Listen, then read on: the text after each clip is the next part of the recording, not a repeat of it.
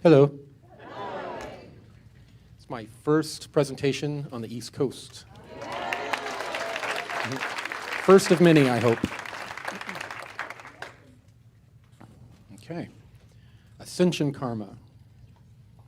The coming age of harmony, or so we hope.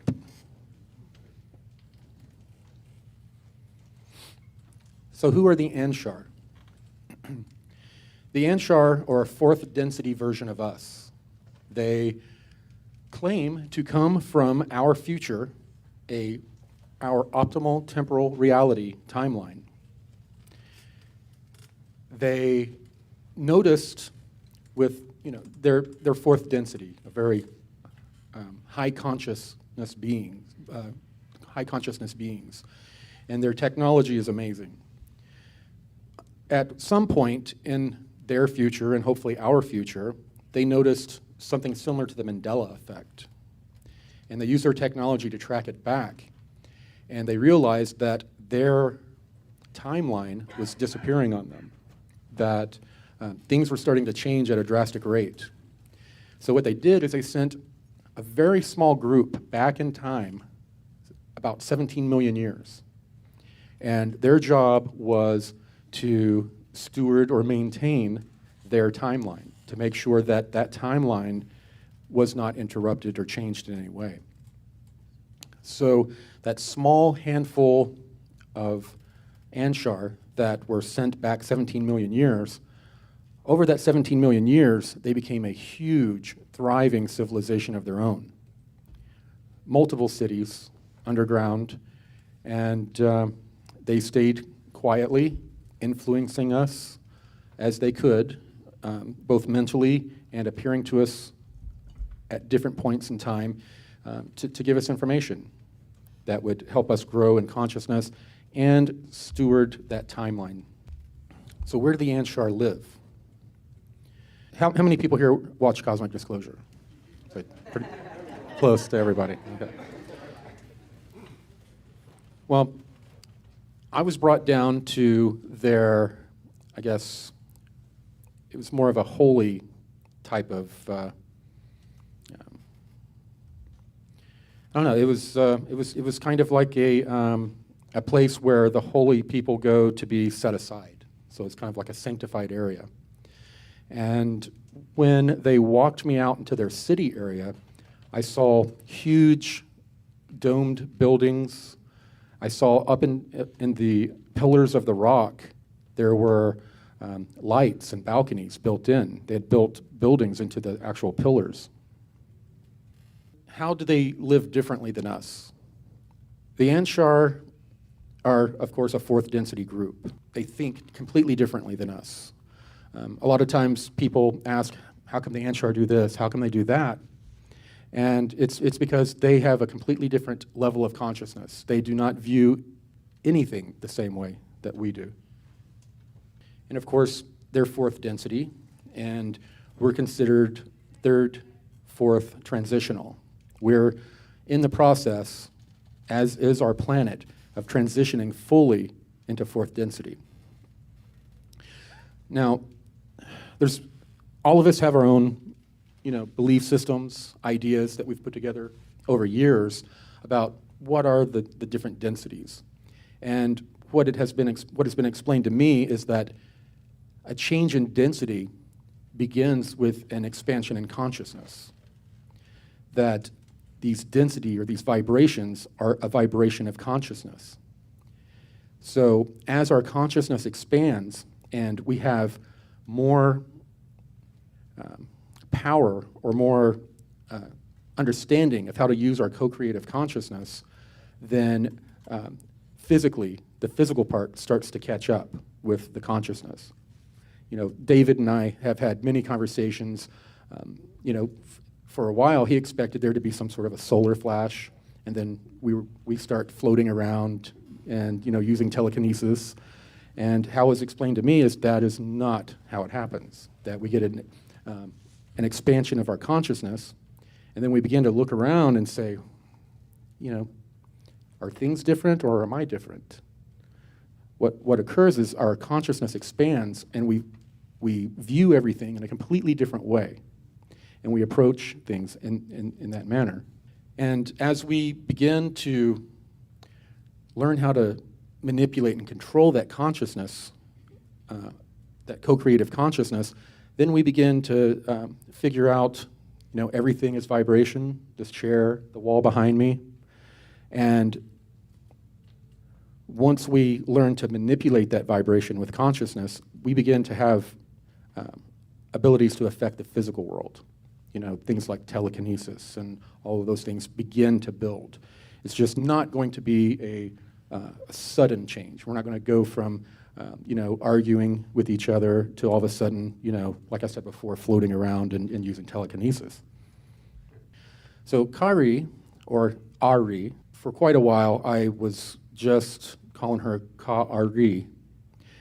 She explained to me that her and her family, and her sister was there with her when I first met them. And they come from the house of Ka, and her name is Ari. So when I speak to her, it's Ari. It's not Khari. And I did that because a lot of people were feeling like they were getting communication from Khari because everyone focused on her. And we needed to know, who was fantasizing and who was really having communication. And people are receiving communications from the Anshar, but it's not all Khari, Ari. There are many hundreds of them that reach out to us and our higher selves on a continuous basis. When I interfaced with Khari, the information that was shared between us, I learned that she was over 130 years old, which is very young for her people. They live to be 800, 900 years old, and they have ways to, if they don't want to transition, they can preserve in that life and stay alive in this density even longer. And I think it's been about a year ago when I first had that meeting. And what occurred is I really didn't have a whole lot of warning. There was a bright flash, and I'm in a cavern area. And it was a temple area, a domed room, and I was in the middle of it. And her sister, and a couple other of the Anshar walked up and introduced themselves to me. And they wanted me to observe a meeting between with the Inner Earth Council. And and I guess many of you remember the very embarrassing cleansing process they made me go through beforehand. That was back when I was about 65 pounds heavier and was very self-conscious about it. And I was instructed to remove all of my clothing in front of all of these people and get into a fountain and go through this cleansing ceremony where you washed different parts of your body in order. And it was a very uncomfortable experience for me. I was very uncomfortable. The mind meld, it was not just a simple interface like I've had with many different beings. Usually when there's an interface, it's just a bidirectional kind of communication. With this mind meld, we were both pulled out of our bodies to in between where we were sitting. My consciousness, my awareness was pulled out, and it blended with hers. And after that moment, I was never the same. It changed me in a major way. I went from, she talked to me about the diet, and very soon after that, I was refusing to switch over to a high vibratory diet. And so apparently they arranged for me to get food poisoning from eating meat. And I got deathly ill. I got very ill, and immediately switched over to being vegan for just, cold turkey, switched over. And that was a rough transition for me as well, because I was not being a proper vegan. And I ended up getting malnutrition. It was very rough, but it was a process that was pretty much instigated by the Anshar. The experience also forced me to look at different issues I had from a whole new perspective. I was seeing it from her perspective. And she counseled me on all the things that she saw that I needed to work on to be able to continue this mission or to be successful. And she has continued doing that to this day. So what role does Khari play as a priestess in the Anshar society? The priest caste, they pretty much are the ones who interact with us on the surface. The rest of their population has, in the beginning, the whole population was focused on maintaining that timeline. But the masses of their people who were not designated to work on that, like the priestess and priest caste, they were just working on their own growth and spiritual vibration. The people I saw in the city had a completely different, I would say energy, but attitude. They were focused on raising their vibration and not so much focusing on the surface like the priest caste was. One of the main things that Ari communicated to me in the beginning that I reported was the imbalance of the masculine and feminine in our society. She stated that before we've had two catastrophes that are in our recent history over the last 50,000 years. And after the second cataclysm, the masculine and feminine, they found a way to come back into balance. The reptilian groups, the Orion groups, did not want that balance. So they began to create different types of religions, different types of social norms that would disrupt that. So that, in turn, threw the planet out of balance. In order for us to attain that optimal temporal reality, not only do we have to find that balance, but we need to find the spiritual balance as well. And that all goes back to the Blue Avian message. They're trying to communicate the same thing to us, the Anshar are. And it all has to go back to karma and forgiving ourselves. As I've stated before, all of the traumas that you've had, they have mass. And they become anchors for you that cause resistance for these energies that are coming in, these cosmic energies. So the more that we focus inwardly on forgiving ourselves, forgiving others, and balancing our karma, the fewer side effects we have from these energies coming in. I've mentioned that the good are getting better, the bad are getting worse, and the crazy are getting crazier. And it's all because of these energies and their side effects. So I kind of talked about this. Balancing the masculine and the feminine, I guess we have a lot of preconceived ideas of what masculine is and feminine is. You watch TV, you see the commercials that come on, the sports, and there's such a broad difference between the feminine and masculine energies. And that's why we have the problems of war. Before the last cataclysm, when they had balance, before the reptilians and the Orions stepped in, they were a matriarchal society. The elders were almost all women. The leaders were almost all women. There was a lot of peace, as you can imagine, during that time. Well, the Orion group did not want that balance or peace here, so they had to disrupt it. And some of these genetic farmer groups were not pleased because these 22 different genetic programs are also spiritual programs. And as we raise consciousness and become more spiritual, it has a direct effect on our DNA.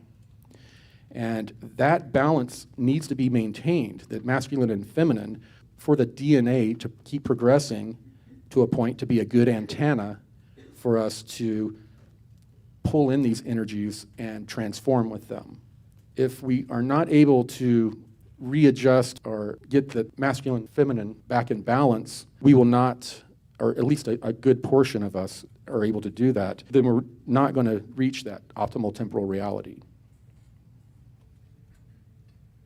So how do I meet with Khari now? Typically, now, mainly, she contacts me through what David called the construct. And I think he stole that from the Matrix. But it's very similar.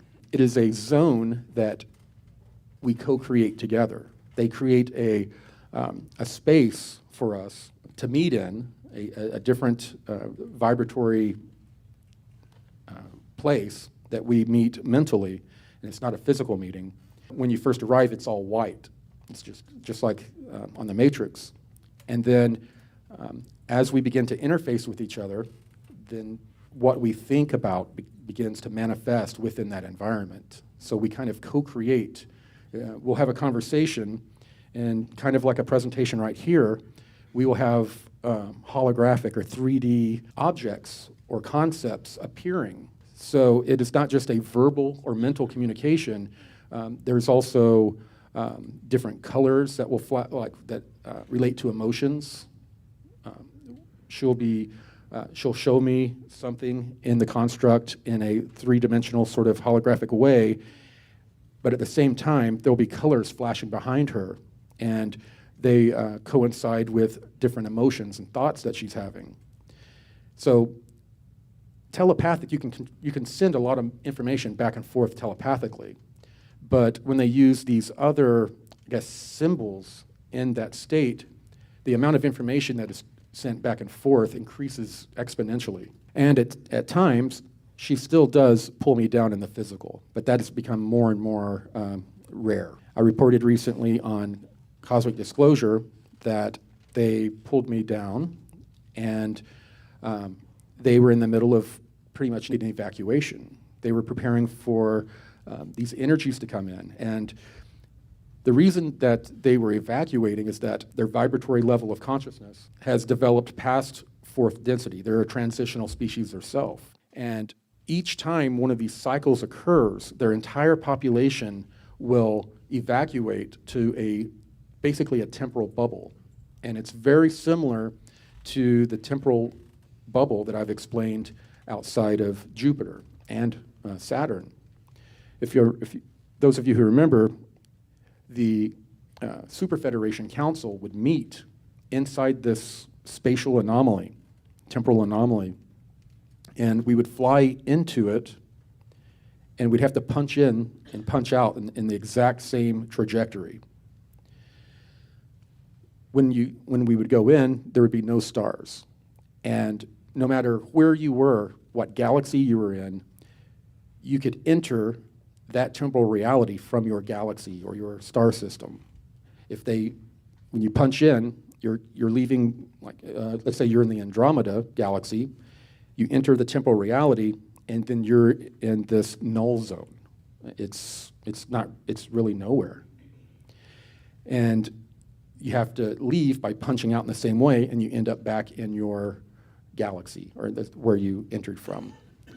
So people from multiple galaxies can meet very easily. So how does Khari assist me in my life?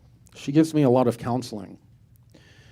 But basically what she does is guide me through figuring out my own problems and my own solutions. Like when I had some significant issues with my marriage and my relationship with my father, and she was trying to encourage me to clear that karma. And when I would come to her and ask her about marital things, well, they're fourth density. Marriage is a third density concept. And she shared with me quite a bit about how they live. Because of the way we perceive things, there's a lot I haven't shared because we perceive it wrong. Or we would try to emulate them before we're ready. They do not have marriage. They have family groups. And these family groups, they help raise each other's children. They are Intimacy is seen as an energetic exchange. It's not seen the way we see it with morality and all these different ways. So we, most likely, if I shared everything, we would mirror our society and way of thinking on top of them, and we would, label them as being immoral or just someone that we shouldn't listen to because their beliefs and way of living is so much different than ours. Now, the Anshar are assisting people on the surface more than they ever have in the past. One of the things that's made a lot of people very uncomfortable is there was deception involved. They would meet with people and tell them, I'm from the Pleiades or from this place, when they were actually from a different timeline and were living below our feet. They did this not to deceive us, not just to be deceitful, but they did it for operational security. At that point, we had developed technologies that were becoming a danger to them and their society. We were developing deep earth-penetrating weaponry that we were using to fight against the Orion group. Well, after a while, we stopped differentiating and started attacking all the different bases. But we referred to them as embassies. What the Anshar have been doing, they sit in these chairs that float off the ground that look like an egg split. The technology they have down there it's all consciousness-based. Every piece of technology is powered by the collective consciousness of the Anshar. They're pulling energy from the collective consciousness to power all of these different, I guess we would call them devices, except there's really no technology to them. It's really hard to describe. And when some of our scientists first started getting some of their ships, which they provided in trade, not because they needed anything from us, but they were trying to help us grow technologically along with the spiritual growth. Our scientists said these are shells. There's nothing to them. There would be some windings of stuff that looked like fiber optics, but there was no propulsion. There was no power plant. There was nothing that looked like a guidance system. Well, what they eventually learned was that the pilot was not only the power system, but they were also the guidance system. Everything happened through the pilot. Without the pilot, it was just pretty much a fuselage. It was useless to us. Some of our more psychically developed people in the program started learning how to activate certain parts of the ships, but they were unable to fly them around and control them. Now, recently, we had Eclipse of Disclosure conference at Mount Shasta. I was told leading up to that situation, or to that event, that we have to start doing mass meditations and focusing on having a optimal temporal reality. That if we could get at least 200,000 people together and focusing on the same thing, that we would be able to pivot closer towards this optimal temporal reality, which they were very concerned. We were heading in the wrong direction. They were starting to have more and more Mandela effect occurrences. So she stated that if we could get at least 200,000 people focusing all on the same temporal reality and outcome, that pivot would occur and it would be beneficial for us. And apparently that occurred. We did it. We were able to pivot away from a temporal reality that was going to be very negative. It was going to involve open rule by the Orion group, that we would be greatly reduced in population and live openly as slaves. That's where we were headed, because we were allowing all of the Orion group and these secret societies that run the planet to manipulate our co-creative consciousness. It was amazing that it took a fraction of 1% to pivot back. Just imagine if we can wake up more and more people and have them focus on being service to others and focused on having an optimal temporal reality to where the Orion group just can't exist. They cannot exist in that vibration. The eclipse was a very big turning pivot point for humanity. Now, the Anshar, things have been going, I guess, so poorly for their timeline that they had decided that they were going to break away from these, what are referred to as the Mohammed Accords. And it has nothing to do with Muhammad or the Muslim religion. It just so happened that this treaty was ratified right after the time when Muhammad was here. And what the treaty stated was that the Orion group, these Nordic groups, the Inner Earth groups, other non-terrestrial groups, they agreed not to have open contact with humanity, to allow us to develop on our own, that they would only interact and manipulate the societies from like secret societies or through kings and that kind of a thing, that they weren't going to openly appear, and most important, they weren't going to have battles anymore. They were having the people, human beings on the planet that were trying to develop, that they were wanting to develop in a certain way. They were trying to guide these people through belief systems and religions. And when they would see these craft in the skies doing battle with each other, it affected the consciousness in a way that was very negative, and people began to develop religions about the gods and battles of the gods, and it started pulling everybody off of this path that is spiritual and genetic in nature. Now, the Anshar, it is their mandate to assist us into reaching the optimal temporal reality.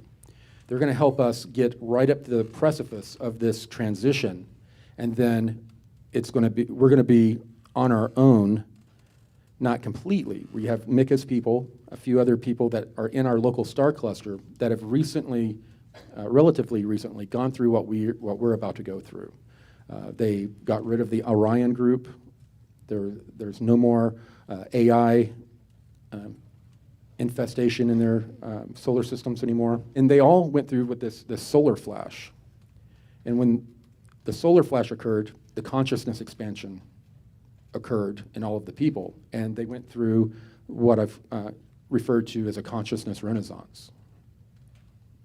David and I have had some interesting conversations because, we all have our own UFO belief systems. We just do. We have no choice. We have to, try to figure things out based on our experiences, and we develop these belief systems. He was under the impression that these fourth density beings like the Anshar would not allow cataclysms to happen because they would not authorize it. And I told him how it was explained to me when I was asking about why certain cataclysms would be allowed to happen, deaths, that type of thing.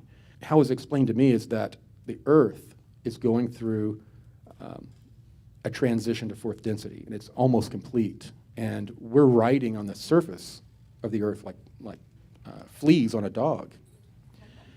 And the Earth is not trying to shake off the fleas. It's not trying to, I've heard speculations that, the Earth is trying to cleanse itself. What's occurring is it's going through this transitional change. And it's an energetic and physical change. And, what I stated to David is, he was like, how is that authorized? How is that authorized? And I said, which being has the power to approach Gaia and say, slow down. You can't go through your transition because it's negatively affecting the fleas, So, they're not going to interfere with the transition of Gaia. And all they're going to do is try to assist that transition and try to wake us up so we can assist that transition, as well as survive, save the fleas. So how are the Anshar preparing for this density shift? I've pretty much already explained that they are evacuating all of their cities into a temporal bubble, very similar to the one that the Super Federation meets in. And they've done this every 20, 25,000 years when the cycles occur. I was brought into this temporal reality, or this temporal bubble, and it was pretty weird. When we entered in, I could see it's like a sphere, 300, I was like in the middle of a sphere, and all around me in 360 degrees, full circumference, were the buildings from the different cities. And they were all around the outside of the sphere with the, I guess, the tops of the buildings pointing towards the center. And we were brought to the center. We were flown in. And what they do is they go into these temporal bubbles and ride out the storm, this energetic storm that occurs. And then afterwards, they've come out in the past, and then they assist the surface population. What was explained to me is that if they did not move themselves into this temporal bubble, that this energetic change or this transition would affect them negatively. It could even pull them backwards in their process. It could, the energies were quite a bit differently than the ones they had already obtained. So is this imminent? Strangely enough, the energetic changes are a catalyst for this, this transition. But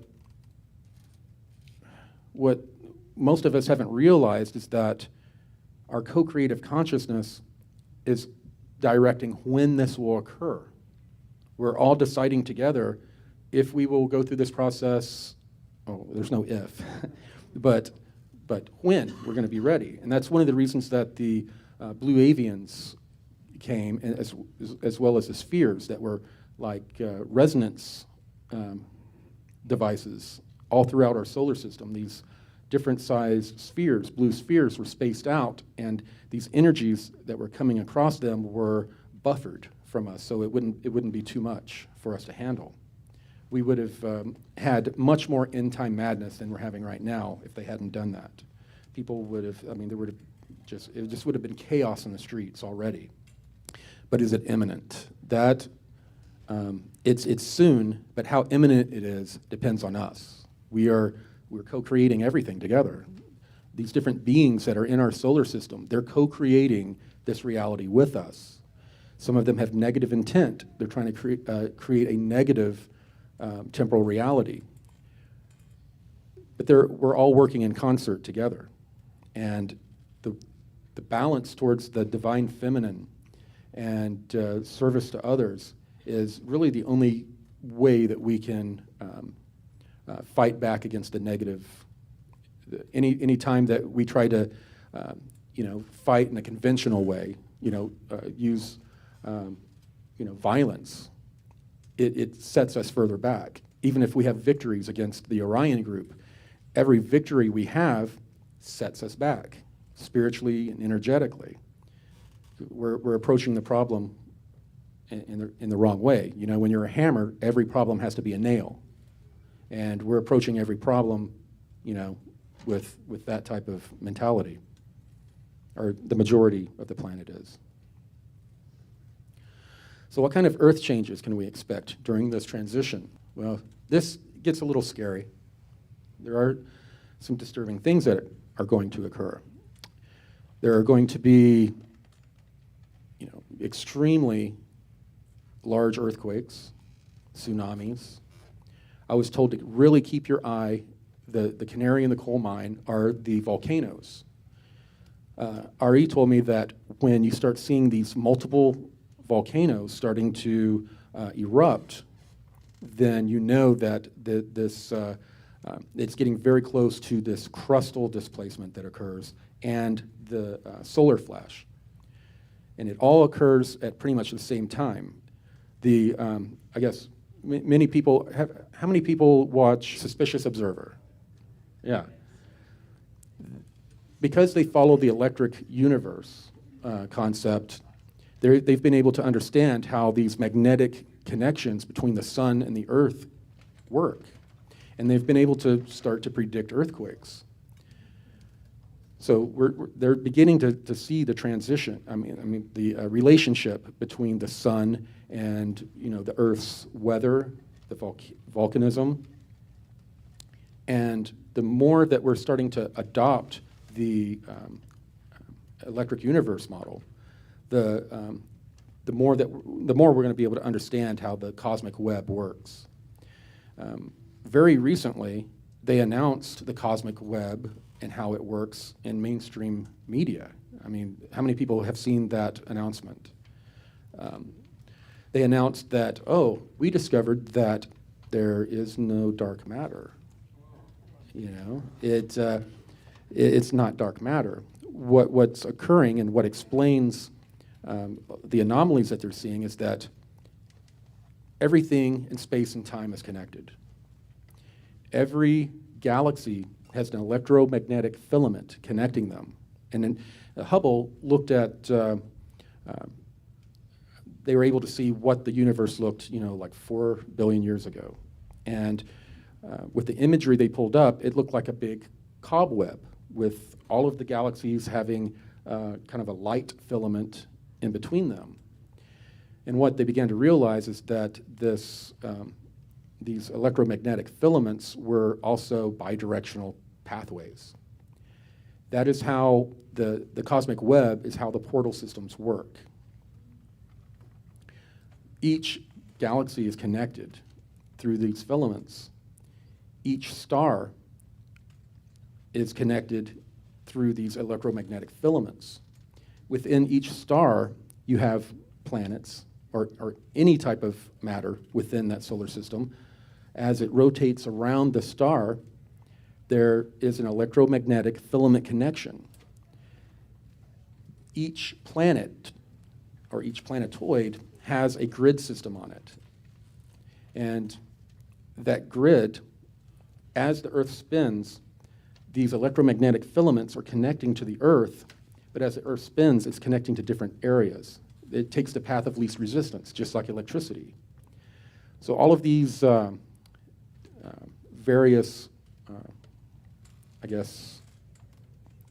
spots where you find a lot of, they call them nodes. I'm trying to remember what, the ley lines.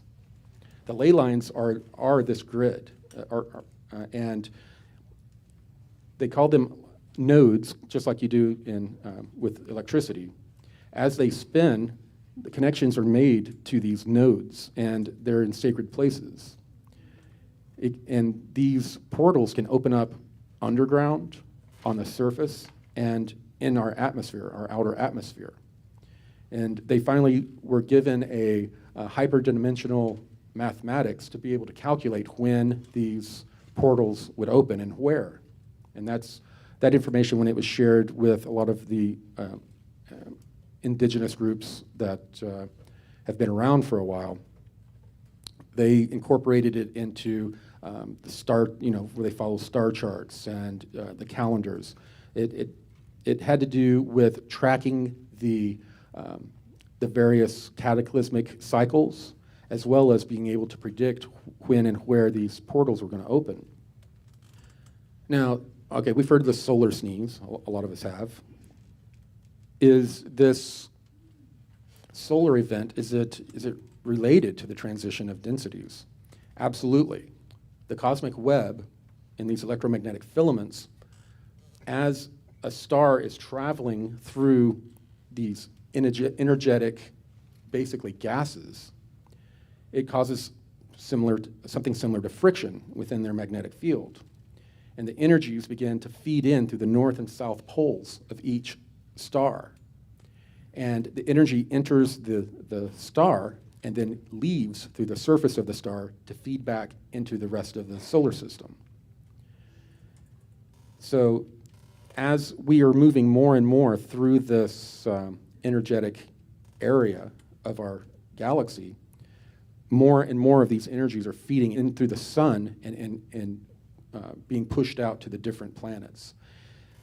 Those energies are changing the vibration. So yes, it has a direct effect on these densities, and it's a part of the process that every star system goes through. So we've discussed humanity is being affected by these energies. I mean, we all see it. I mean, how many people have noticed how crazy things are getting?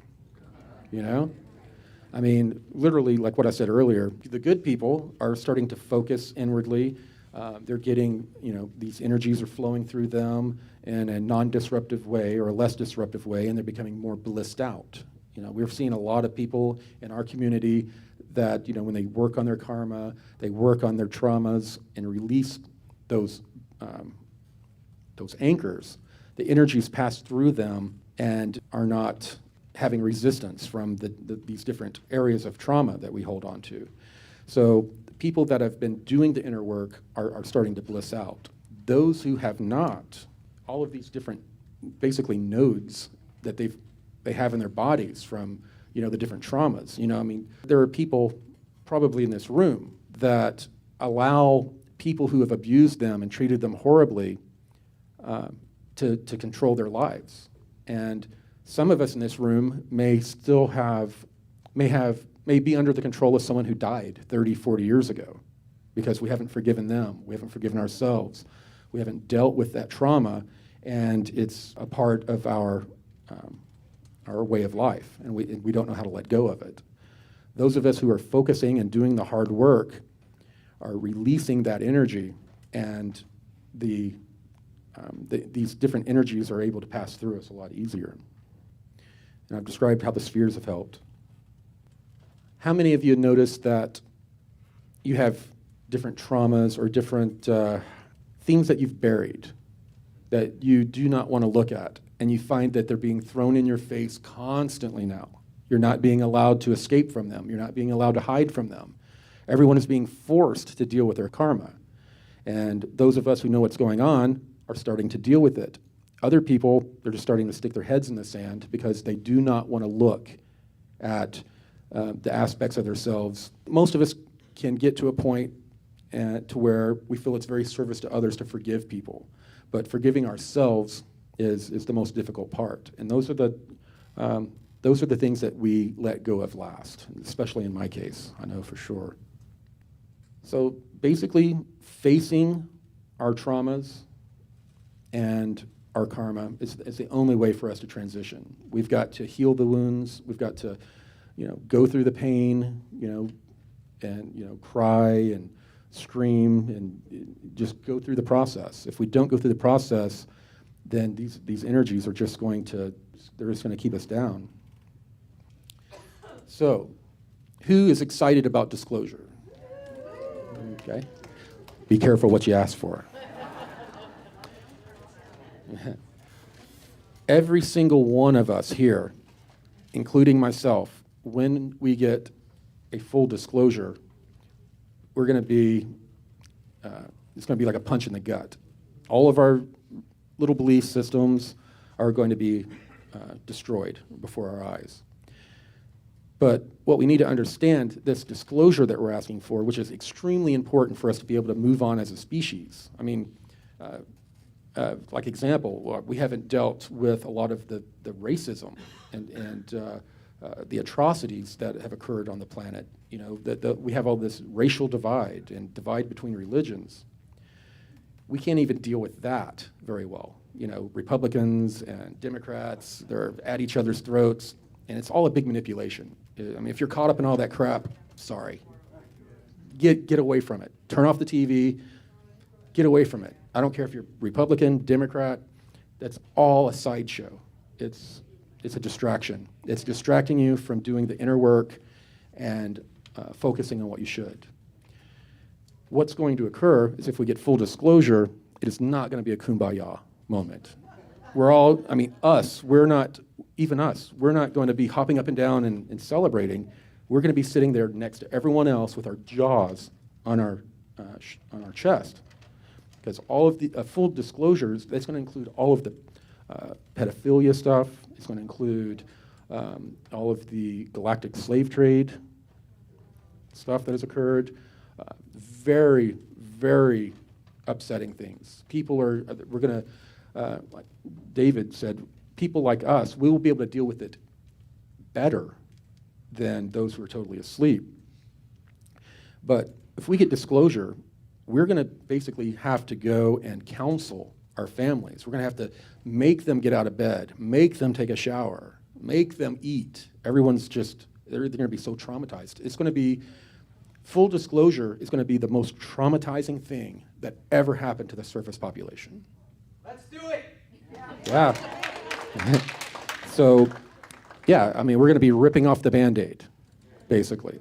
And then we're going to go through a period of dealing with all of these horrible things that have occurred. And all of this is going to be made easier by this energetic change, this solar flash, because it's going to expand our consciousness and make us connected on a level that we've never been before. And I mean, there's a few whistleblowers that are starting to come forward, and they're like, I want to tell everything. And I'm like, be careful. Don't incriminate yourself. There's a lot I haven't told that I was forced to take part in that I have problems forgiving myself for. But a lot of us were forced to do things that were terrible. And what I've explained to these people is that if all of these elite people go and try to hide underground and the population receives this information, they are going to look for the nearest thing to the elite to hang from every light pole. So if we give certain information and all of the people that were responsible for these acts are in hiding, they're going to go for the next best thing. And it's not going to be pretty. I mean, disclosure is going to be very rough. So I'm asked, what's going to happen first? Are we going to get disclosure and then there'll be an ascension? Is there going to be some sort of a solar flash and then our consciousness expands and after that occurs, we're connected in a way that lies are impossible? My answer is, I don't know. We're going to co-create that reality together. It's up to each of you how this is going to unfold. That's why more and more of us, we're trying to come together. I mean, many of y'all know recently that they tried to cause a civil war within the esoteric and UFO communities. They want us at each other's throats, arguing about our different UFO religions, instead of coming together under a flag of demanding disclosure. If we're going to wait for our government to walk up to a podium, or the Pope, or anyone else, and say, okay, there are aliens, well, we're going to wait forever. We have to force the situation. We have to become very active. We have to come together, organize, and begin to do demonstrations. A million-man march for disclosure would be great. That is how we have to get seed the rest of the mass consciousness with this information. That's why we're trying different initiatives like, different books, movie type things. We're trying to turn the tools that the cabal uses against them. Whenever you go to a movie and you sit in a theater, you go into an alpha state, a meditative state, and which makes you ripe for programming. And then they program you with the movie. Now that's in not only your consciousness, but the 100th monkey effect. It's in the consciousness of all of humanity. Then they need to create a highly emotional event. Our emotions are what catalyze the co-creation that's going on. So if they put out a movie about, let's say, an earthquake that's going to destroy all of California, that's in our consciousness. Then they need to find a way to cause us to make it happen. Through our co-creative consciousness, they manipulate us. They'll feed us information that it's imminent. It's going to happen. It's going to happen. Millions of people are going to die. Well, guess what? We cause it to happen. We are the source of their magic. They have been manipulating us to use our co-creative consciousness abilities against ourselves, to enslave ourselves. So people often will be like, we're the victims. How come? And they're very angry. They're like, how come, we don't get contact, or we're just as much to blame as the powers that be. We have gone to a state of apathy, manipulated to go into a state of apathy. But until we begin to stand up and use our own power of co-creative consciousness in the correct way, then we're always going to be slaves. So usually when I tell a person everybody's UFO belief system or perspectives are going to be destroyed, people sit back there like, I can see that. Yours, and yours. I'm right. I know what's going on. I've studied this stuff for 40-something years, 50-something years, 60-something years. I know what's up. Well, guess what? They are all belief systems. You basically have all heard me describe, we're all just a bunch of idiots that are trying to figure things out. Each experience, each bit of knowledge we get, see it as a bit of a grain of sand. And we pick up each one. Okay, this experience taught me this, and we put it in a little dish. And we continually are adding to that dish, and then we grind that dish, or what's in that dish, into a lens. And that lens is our perspective, how we see things.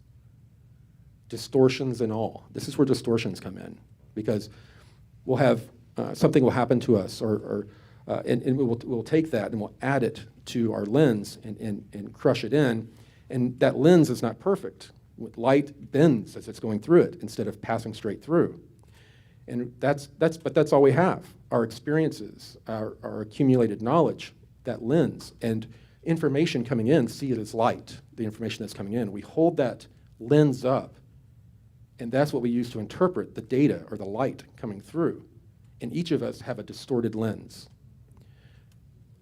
Many of us have learned through time to not get locked into our belief systems. We constantly are, I used to believe quite a bit differently than I do now. My experiences have caused my belief system to expand. Those of us who know that we need to keep adding grains and keep grinding that lens are doing a lot better than those who have this very thin lens that they finished building by the time they were 30, 40 years old. What is going to happen is that all of our lenses are going to be shattered. We're going to, every single one of us, I don't care how much communications I've had with the Blue Avians, and I'm still have a lens that I'm using to filter and interpret this information. All of us are going to be shocked. We're all going to have to rebuild our perspectives and belief systems. None of us are immune. How many people think that you're at the 50 percentile of being service to others? Yeah? To be service, I guess, the law of one stated that for people to ascend, they needed to be at least 51% service to others. Well, I found out what my percentage was, and it was very shocking. It was very low, much lower than I thought. We definitely need to re-examine what it is to be service to others and to examine our motivations for everything. We're not as close to 50% as we think we are. Very few of the population are. A lot of these people that have spent like 50, 60 years in monasteries, they're still lacking, and they've put in all the work. It's a very difficult thing to attain, especially immersed in the societies that we are. We are, from the moment we start going to school, our parents and society, they're training us to be a good slave. They're training us to not to think outside of the box, not to cause waves. So we walk lockstep, and we don't even realize how much we are. So what can we expect from this consciousness renaissance? From what Mika described, his people, they went through a process. They had help, people coming in and helping them expand their consciousness, just like we have. But it was covert help, it wasn't overt. They didn't have an invasion of good aliens that came and kicked out the bad aliens. Because what I described earlier, we are just as responsible as these negative beings are for the state we're in. We have to be the solution. We have to be a part of a solution. A lot of us have these different belief systems to where we're just kicking back, trying to be as good as we can, and waiting for somebody to come and save us. What they want us to know is you don't need religions, you don't need saviors. You are the one that you've been waiting for. We'll change the world one person at a time by doing this work, this inner work. This consciousness renaissance is going to occur when we do the work. As long as we're being forced into these little boxes of religion, and looking for someone to come and save us, we are not going to empower ourselves. That is one of the reasons that when different positive beings have brought us religions, they have brought us theologies, and the minute they give it to us and leave, it becomes corrupt. Well, we corrupt it, but mainly these Orion groups are corrupting these different theologies and belief systems to turn them into control systems. So this expansion in consciousness is going to pull us away from religion. Religion is a tool, and it's been a misused tool for too long. When we understand the power of co-creative consciousness, and we get a real understanding of what it is to be one. I would talk to, in the beginning, out of ignorance, I would ask Thierry, can you tell me about my previous lives? You know, all of us wants to know, were we Cleopatra? Were we Edgar Cayce or whatever? And I had this conversation with David, and his eyes got really big. You know, I said, we get caught up in these incarnations that we used to be. And Thierry looked at me and said, we're all one or we're not all one. We were all Cleopatra. We were all Edgar Cayce. We were all you. We were all me. We are one. Understanding that concept, people slightly understand it. They partially understand it. But till we get the full concept of we are one, you know, ego, us, you know, each of us, who we are, who we perceive ourselves are, that ego is a distortion. Once we get past these distortions of these experiences we've had that accumulate to make us who we see ourselves as, and we begin to see all of ourselves as an other self, instead of this group, these Republicans or these Democrats or these whatever, you know, we need to start teaching ourselves to think of them as our other self. That is going to end the separation and the division. So Ambassador Mika was introduced to me fairly recently since I started having these experiences. His people are in one of the closest stars to us, and they are literally our cosmic cousins. Genetically, if one of them were to get into some sort of an accident and we did a postmortem on them and checked their DNA, we would look and we'd be like, wow, they're 97, 98% the same as us genetically. They're almost identical to us genetically. There's very little difference. They are waiting for the opportunity to help their cosmic cousins. They are going to come and give us, we're going to see these people quite a bit after this transition. They're going to help guide us through it. And one of the things that I explained recently is that these genetic programs, what these beings do is they get you to a point to where you develop genetically and spiritually to a point to where we self-manage. Most of these non-terrestrial groups, they begin to manipulate their own DNA. They don't have ET groups coming in, abducting them, changing their DNA through viruses and all these different ways. They begin to manipulate their own DNA in concert with where they are spiritually. We are being developed in that same way. At some point, all of these genetic farmer races that have come in and manipulated us, we're going to be one of them. We're going to be one of these genetic farmer races. We're going to not only be managing our own DNA and spiritual vibration, we're going to be joining these councils and assisting them. We're going to have a planet to where people are talking about, last night this really weird being came into the room. It didn't have scales. It didn't have yellow eyes like us. It had blue eyes and yellow hair or brown hair, and its skin looked very weird. It was kind of pink. And they'll draw a picture, and on their television show, they'll be talking about these aliens that are abducting them, and it's going to be us. That's where we're heading in this transition. Now, Mika stated that their problems were very similar to ours. They don't have the genetic diversity that we do on our planet, so they don't have as much of the racism and that type of thing, but a lot of religious factions were at war with each other on his planet. His planet is in one of the closest stars to us, and it's a planet that's almost completely made of islands. There are no huge continents. It's all islands. So a lot of them, they were separated by the islands, and the genetic farmer groups were manipulating their genetics and spirituality, and the Orion group was coming in and causing them to be at odds with each other spiritually.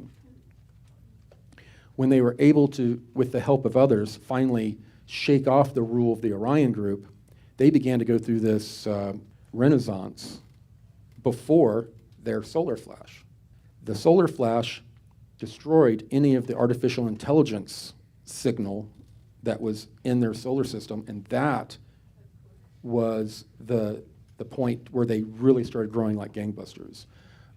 We haven't been talking about it as much recently, but the artificial intelligence signal that's being broadcast through many, many different galaxies is a major problem. It's our most significant problem. Would you call that the Archon? There are a lot of names for it. David seems to think that maybe that's the Luciferian energy, or the opposition energy. And they don't know how this AI influence came about. All they know is that it came from another reality so far back in time that none of these advanced races know where it came from. Entire galaxies have fallen to AI. There are entire galaxies that are they're just androids and machines. That's it. They had people on those different planets had developed technologies and developed artificial intelligence, and then the artificial intelligence then got to a point where it saw the creators as a virus, and saw and considered their star system out of balance, and it was out of balance because of this virus, these organic viruses that created the infrastructure for the AI to operate on. It's a very significant issue. As I stated, Mika's people are going to be some of the people that we have interactions with in the beginning. They're going to be supposedly this Nordic group and a couple other very human-looking groups that, to reduce the shock on our civilization, are going to be working with us. And there are a lot of very positive beings. There are positive reptilian beings out there. There are positive different types of grays. But because of the millions of years that our solar system has been under the influence of the Orion group, we're going to have a very visceral reaction to beings that don't look like us. So for our own comfort level, the beings that are more genetically compatible with us are going to begin to interact with us and help us not only adjust to the energies, but to understand the consciousness aspect, because we're going to be confused. And they're going to come in and say, okay, there's been a change. You see things differently. You think differently. You know each other's thoughts. You know each other's. There are no lies that can be had between you. This is how you acclimate to it. And they're going to take us by the hand as a loving cosmic family member, and they're going to assist us. They're not going to do the work for us. So, we have a part to play. We can't sit back and wait for an announcement. We can't sit back and wait for a positive ET group to come in. They're sitting back waiting for us, to be honest. They're waiting for us to activate. There's so many starseeds, or whatever you want to call them here right now, that are being activated that, it is crazy. I've never seen a point to where so many people they want to make a difference. there's a big difference from when I first came out, you know. People were, you know, locked in their little belief systems and were, you know, talking about disclosure on a certain level, didn't understand what full disclosure entailed. But the more that we are, the more that we're starting to come together. And that is the reason why these different Rothschild and Rockefeller groups recently tried to cause a civil war between all of us. You know, we're coming together too much for their taste. You know, and they know that this community has a better understanding of the co-creative consciousness than all of the sleeping masses.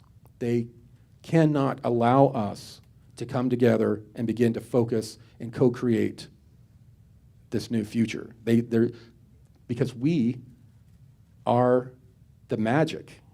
We are the magic that they use against us. And as soon as we realize that, and many of us are, we're taking control of that magic, and then we're creating a new reality. They're going to do everything in their power to prevent that. There are going to be a lot more incidents in this community of division, people coming in, spreading disinfo, all kinds of things. So what we need to do is stop focusing on our belief systems. You know, you believe, you know, this and that about this alien group, or we got to get past all of that, just like we do this Republican-Democrat thing. But what we have to do, which is very difficult through our programming, is we have to come up with a common goal and say, okay, you know, you believe this, I can't buy it, I don't believe that at all. But we got to put aside these different belief systems, not allow them to even be a part of the conversation, and approach this as if, you know, none of us know, but our common goal is we want to know, we want disclosure. That is the bind that will bring us together and allow us to co-create the disclosure we want. Until we start being active, coming together and, you know, forming, you know, different groups to, you know, it just depends. Some people will want to do the meditation thing, which is very important, the mass meditation. But what's equally important is action. We've got to come together, organize, and begin to demand disclosure. And, you know, the best way to do that is not to go out and, you know, talk about little green men. The best way to get this out to the rest of the mass consciousness is to talk about the technologies, the suppressed technologies. You know, when people find out that there's been cures for cancer for 70 years, they're going to be pissed, you know. I recently had to watch my aunt pass away from liver cancer, very horrible, when I knew that there was a cure. They've got technology, you know, every living thing has a bioneural frequency, and they can nullify that frequency. They can go in and detect, okay, here's the frequency of this cancer. And then they apply a field to it that turns it off, just turns it off. It's that easy. But we need to focus on spreading that information, the programming of society to have a giggle reaction, a giggle factor reaction when you hear about aliens. That's too programmed in. We cannot approach people, don't go to people talking about blue avians. Don't go to people talking about the Pleiadians or any of that, because the people are already programmed to just close off to it. But if you start talking about the technologies, that's something a lot of them can buy, that they can and invest themselves in. Now, mass and individual meditation is very important. That is how we begin to manage our co-creative power. That's how we begin to understand it. So we also need to come together not only to do protests, but we need to come together to do more and more, larger and larger mass meditations. Those mass meditations have a significant effect on the rest of the planet. So the optimal temporal reality, that is basically the ascension that all of us probably have somewhere in our belief systems, no matter what we think of as ascension. Many of us have different ideas on what of ascension are. Like, you know, I said David and our conversations, He had a completely different idea of ascension than what I had been explained. You know, it was a consciousness thing more than anything. So the more we come together for action, the more we come together for mass meditations, the more likely we are going to attain this optimal temporal reality. We have to co-create it together. It's not going to be given to us. And I've already explained how our co-creative consciousness has been used against us. We are the source of the black magic. You know, we are the energy that is used. So many of us feel disempowered. You know, the things that have happened to us, the things that we've done to others. You know, we feel unworthy. Many of us don't feel like we have a voice. We don't feel like we have any power. But that's all a manipulation. There's not one person on this planet that's more important than the other. We all have the exact same contribution to make because we are one. How could any one of us be more important than the other? Each experience is just as important to the Creator. All of them are just as important. We need to overcome that type of programming, and it's very difficult. It's very difficult. So what are some ways that people can get involved? We've developed secretspaceprogram.com. It's kind of a portal that you'll go to that allows you to connect with people in your local area. It's like a meetup group to where you can find out, you know, like until recently, I lived in Plano, Texas. And Stacy and I, we felt very alone. I mean, we felt like there was no one like us around. Well, there are people around, and they feel just as alone and separated. These different technologies, you know, like these meetup groups, are a good way to begin to bring us together. We've got a website going that's under development, and a lot of people are already starting to use it to have meetup groups. And there's one meetup group in Colorado Springs. Mike recently, he did a Law of One talk at the Eclipse of Disclosure. He used this tool to organize people and go and do kind of like a protest at the local Air Force base. I was being told by an Air Force contact, Sigmund, that he would appreciate it if I would tell my people to quit harassing his people. And I denied it. I was like, I don't know what you're talking about. And he looked at me like, you know, whatever. Well, later on, I found out that Mike had, he was very quiet. You would never expect him to be so gutsy. But him and a bunch of very quiet people got together and found their voice. And they began handing out information about the secret space program to Air Force personnel as they were going onto the base. And it caused a hell of a stir. You know, all these people were now asking, do we have a secret space program?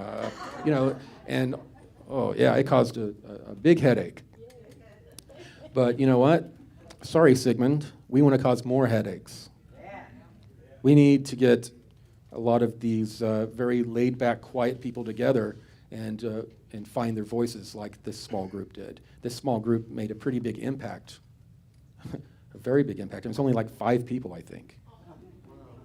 Just imagine what we can do in our communities if we start doing things like that. Even putting information about a secret space program on a magnet sign and sticking it on the side of your car and driving around town. You know, people are sitting in traffic and then look over and like, what? And they'll look on their phones, you know, and start finding out information. There are a lot of ways. Roger started the Full Disclosure Project, and a lot of the people that I talked to, they're like, well, I don't quite believe how you do, so I don't know if I can work towards the same goal. You know, it's just, if I do, people are going to say, oh, I'm agreeing with this guy that talks to 8-foot-tall blue birds, and that's just too weird, you know. Forget that. We don't have to fight under the same flag. We can all carry our own individual flags. You know, we have groups come together, Full Disclosure Project.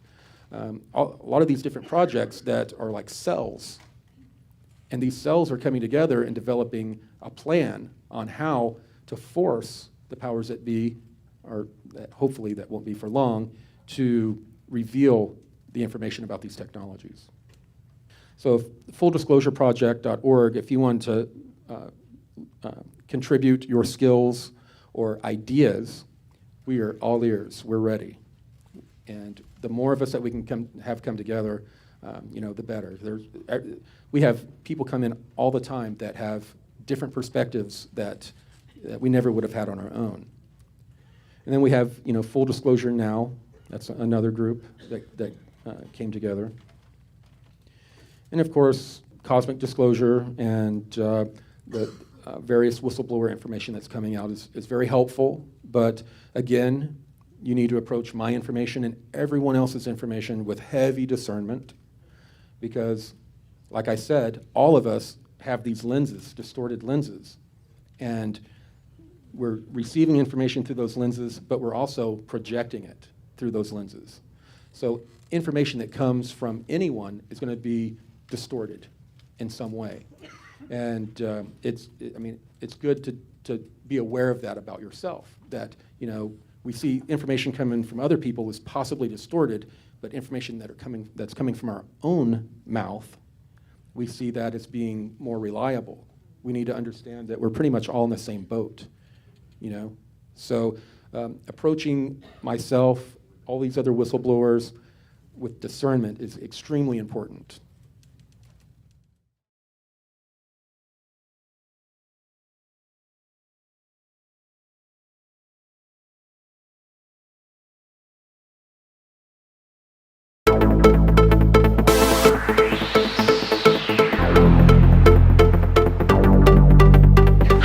Greenwald, and I'm the producer of the Empowered Light Holistic Expo. The expo is held twice a year outside of Philadelphia in Oaks, Pennsylvania.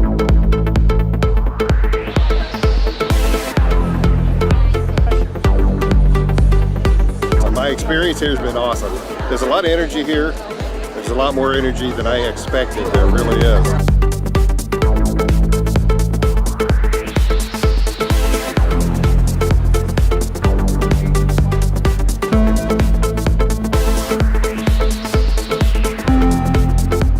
First-timer, it was actually more than I expected.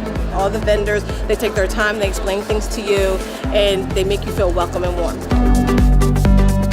My experience at the expo has been life-changing. I've learned a lot about myself that has been incredible. Well, it's much more than what I expected. Between the speakers, the vendors, and all the products I found, once again, the energy that's here, it's great. The people that I've met and the different speakers that I've listened to actually have enlightened my initial basic thinking of this way of life. So I would definitely say it's a positive experience, and I'm so glad that I came.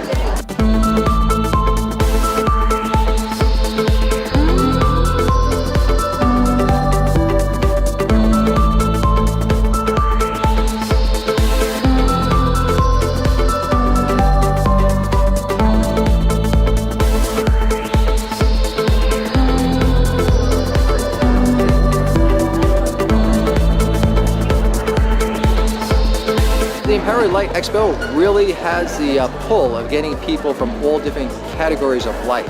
Like last night we had two guys who've never been to the show before, didn't know anything about it, and they were having a blast. They were actually loving it because the wives dragged them here, but then they were buying more stuff than the wives were, so it was really cool. There's just so many things happening, so many different readings and stuff. I've never experienced so much in one area.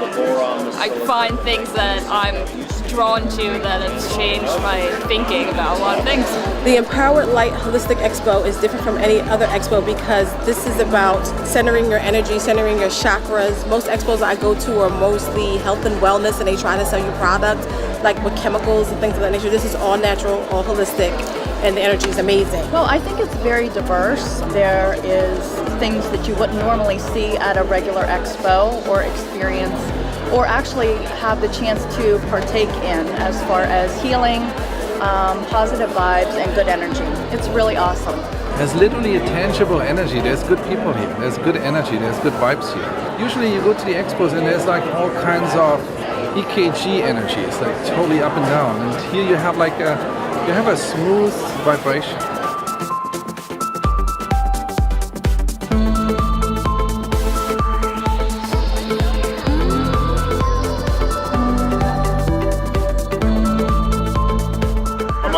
out. It's great. Come no matter what, even if you think it's outside of your comfort zone, come check out something new, experience something new. Come with an open mind. Come with an open mind and come just to experience and feel the energy. Come to this expo. Just do it. Don't even overthink it. You'll be pleasantly surprised. Come to the next expo. It's gonna be an amazing experience. You're literally gonna meet like kindred spirits. Our next expo is planned for April 27th through 29th, 2018. We're going to have over 100 holistically oriented vendors and speakers in 4 rooms. Many of our talks, lectures, and workshops are free, included with your general admission ticket. Go to our website, www.empoweredlight.com, and be part of the change.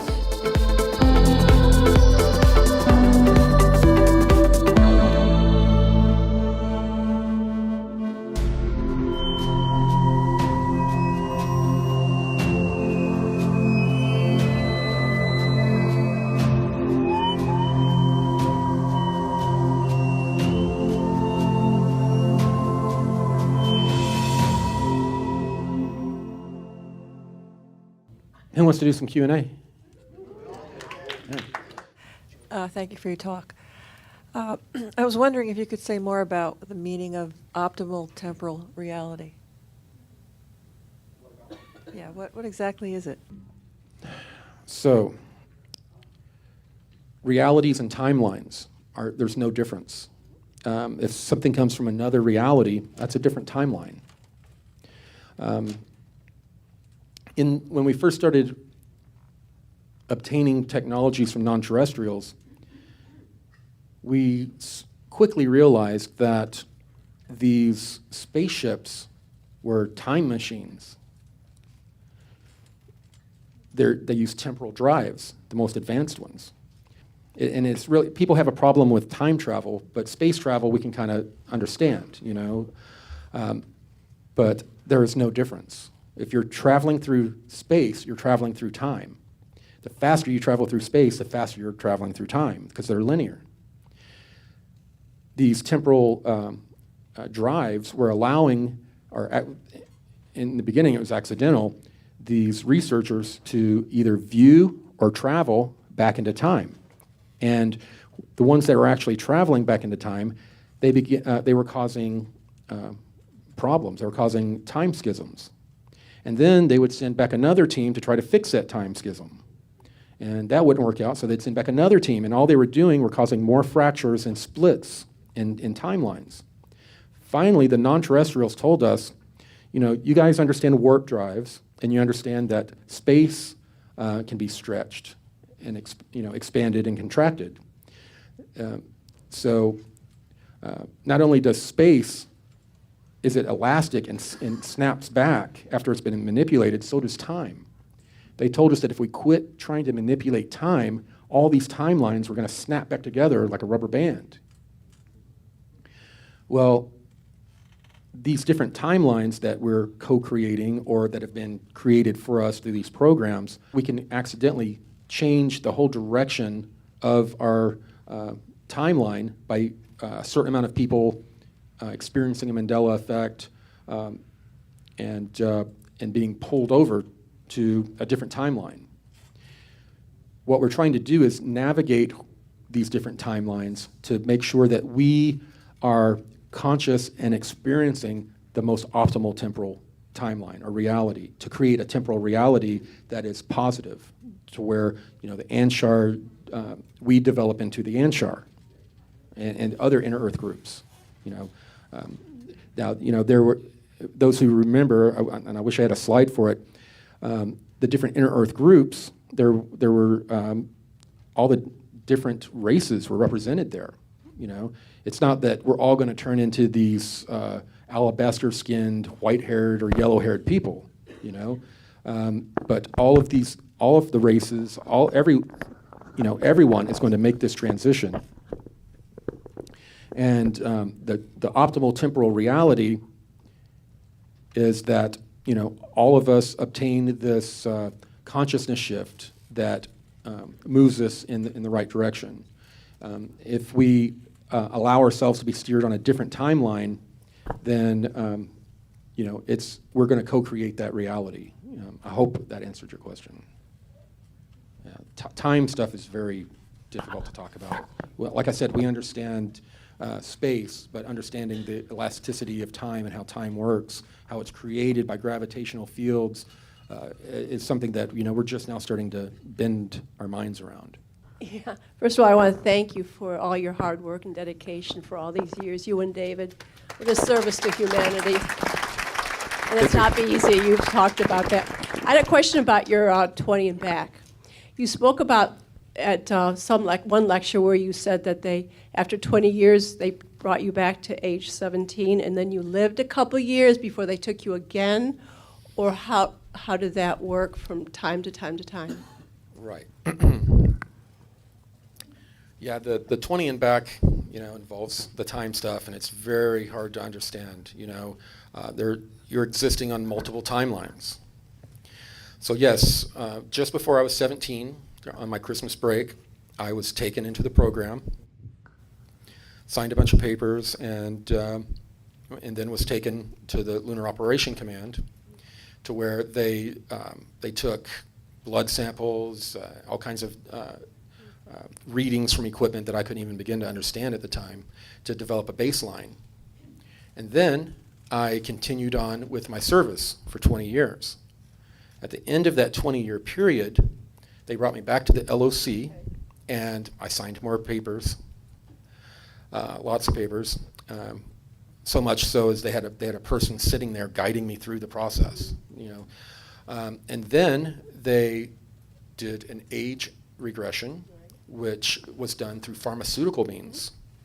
It was an IV that they put into me, and I also, you have to be completely still during the process. So they put me pretty much into a drug-induced coma, along with these pharmaceuticals that were being pumped in that were reversing the age of the cells and bringing you back. But how'd they get you back the next time? Yes. Yeah. And then after they age regressed you, they put you in what looked like a giant MRI, except it didn't have just one thing, and they moved you in and out. They put you in this MRI that was like 8 foot deep, and it was solid machine. And they put you in that, and that was a time machine that made a point-to-point. You went out of time, and then you popped back 20 years, but you're in that same machine. Right, I understand. So then they go through the blank slating process, put in screen memories, and they return you. Okay. Then what? Then,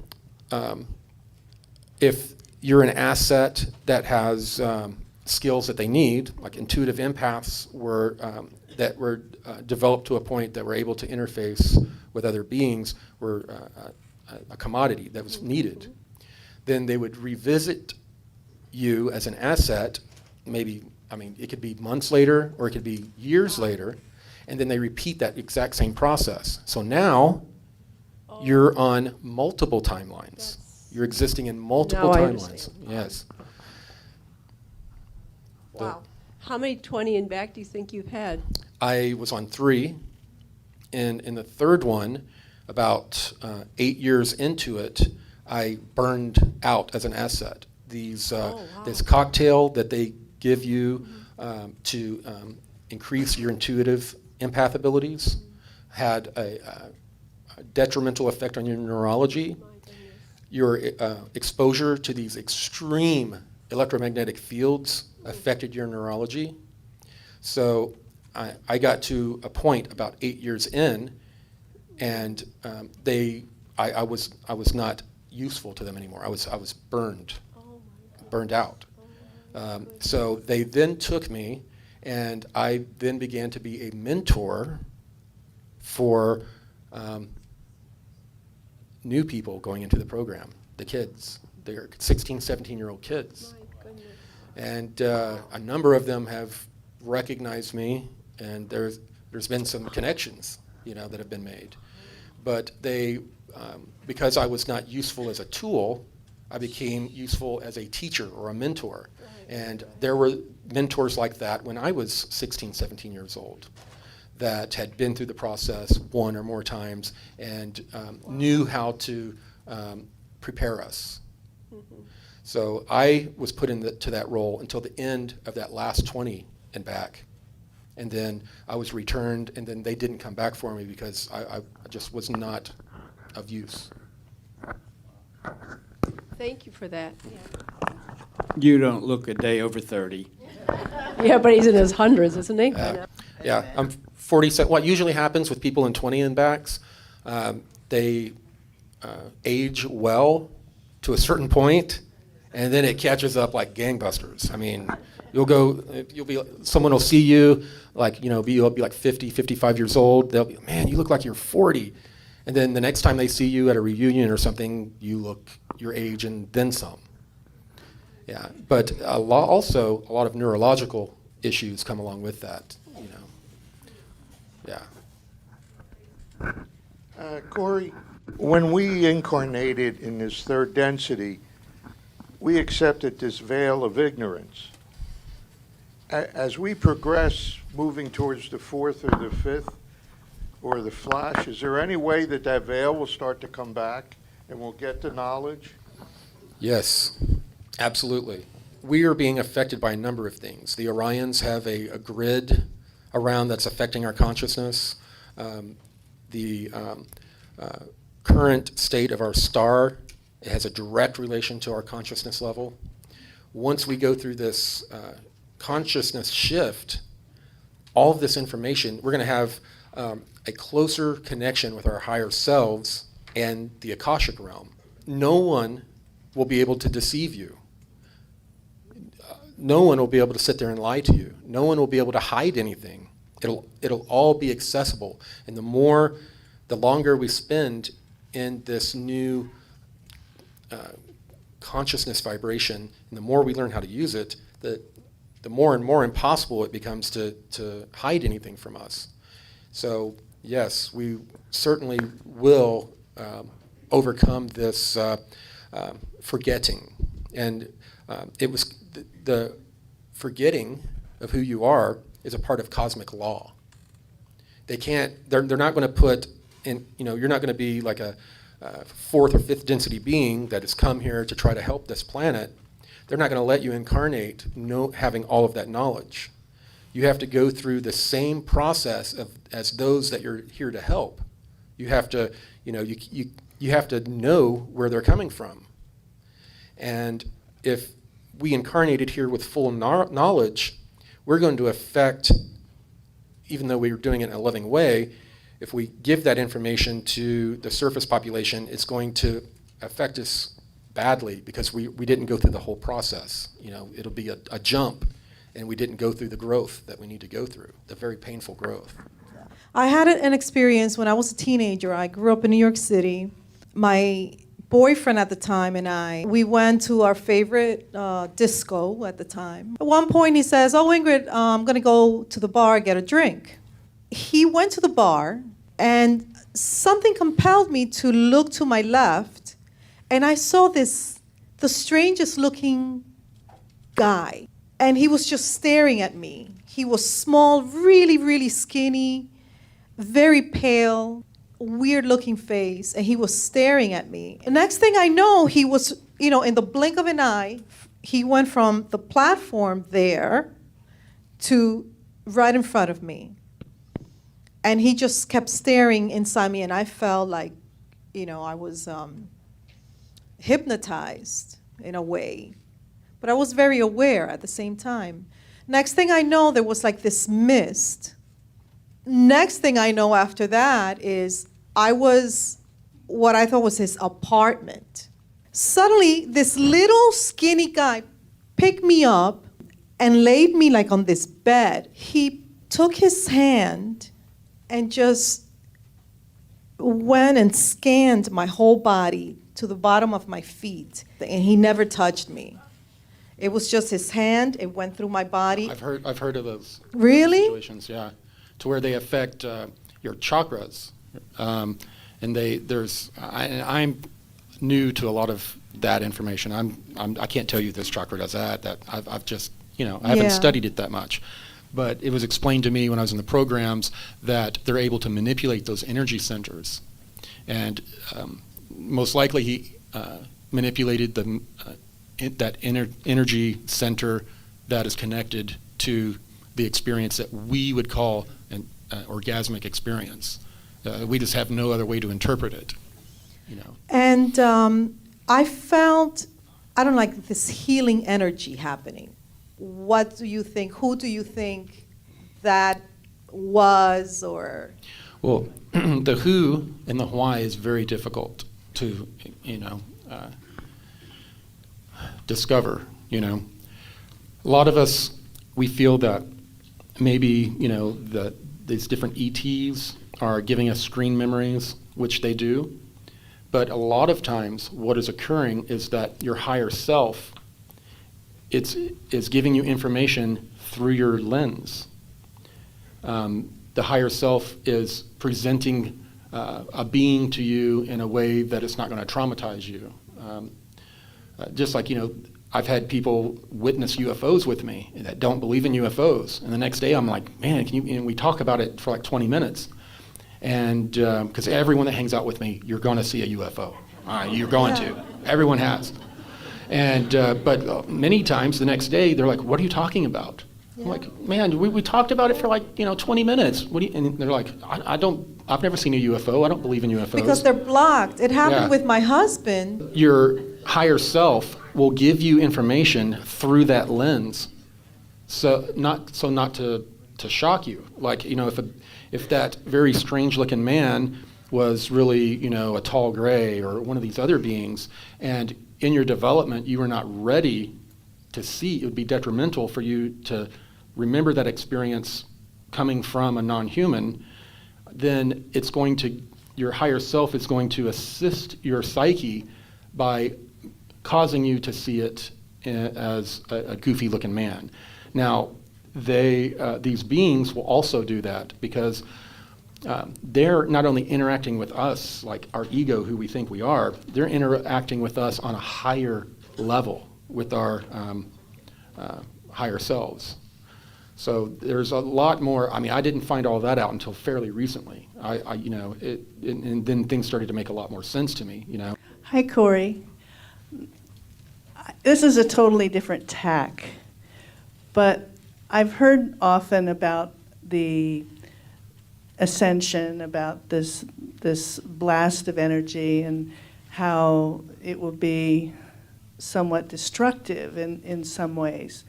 And I was wondering if you have any sense of what's going to happen to other creatures on this earth, the animals, the incredible diversity of life that we have on this earth, and how they would be affected. Are they going to be saved?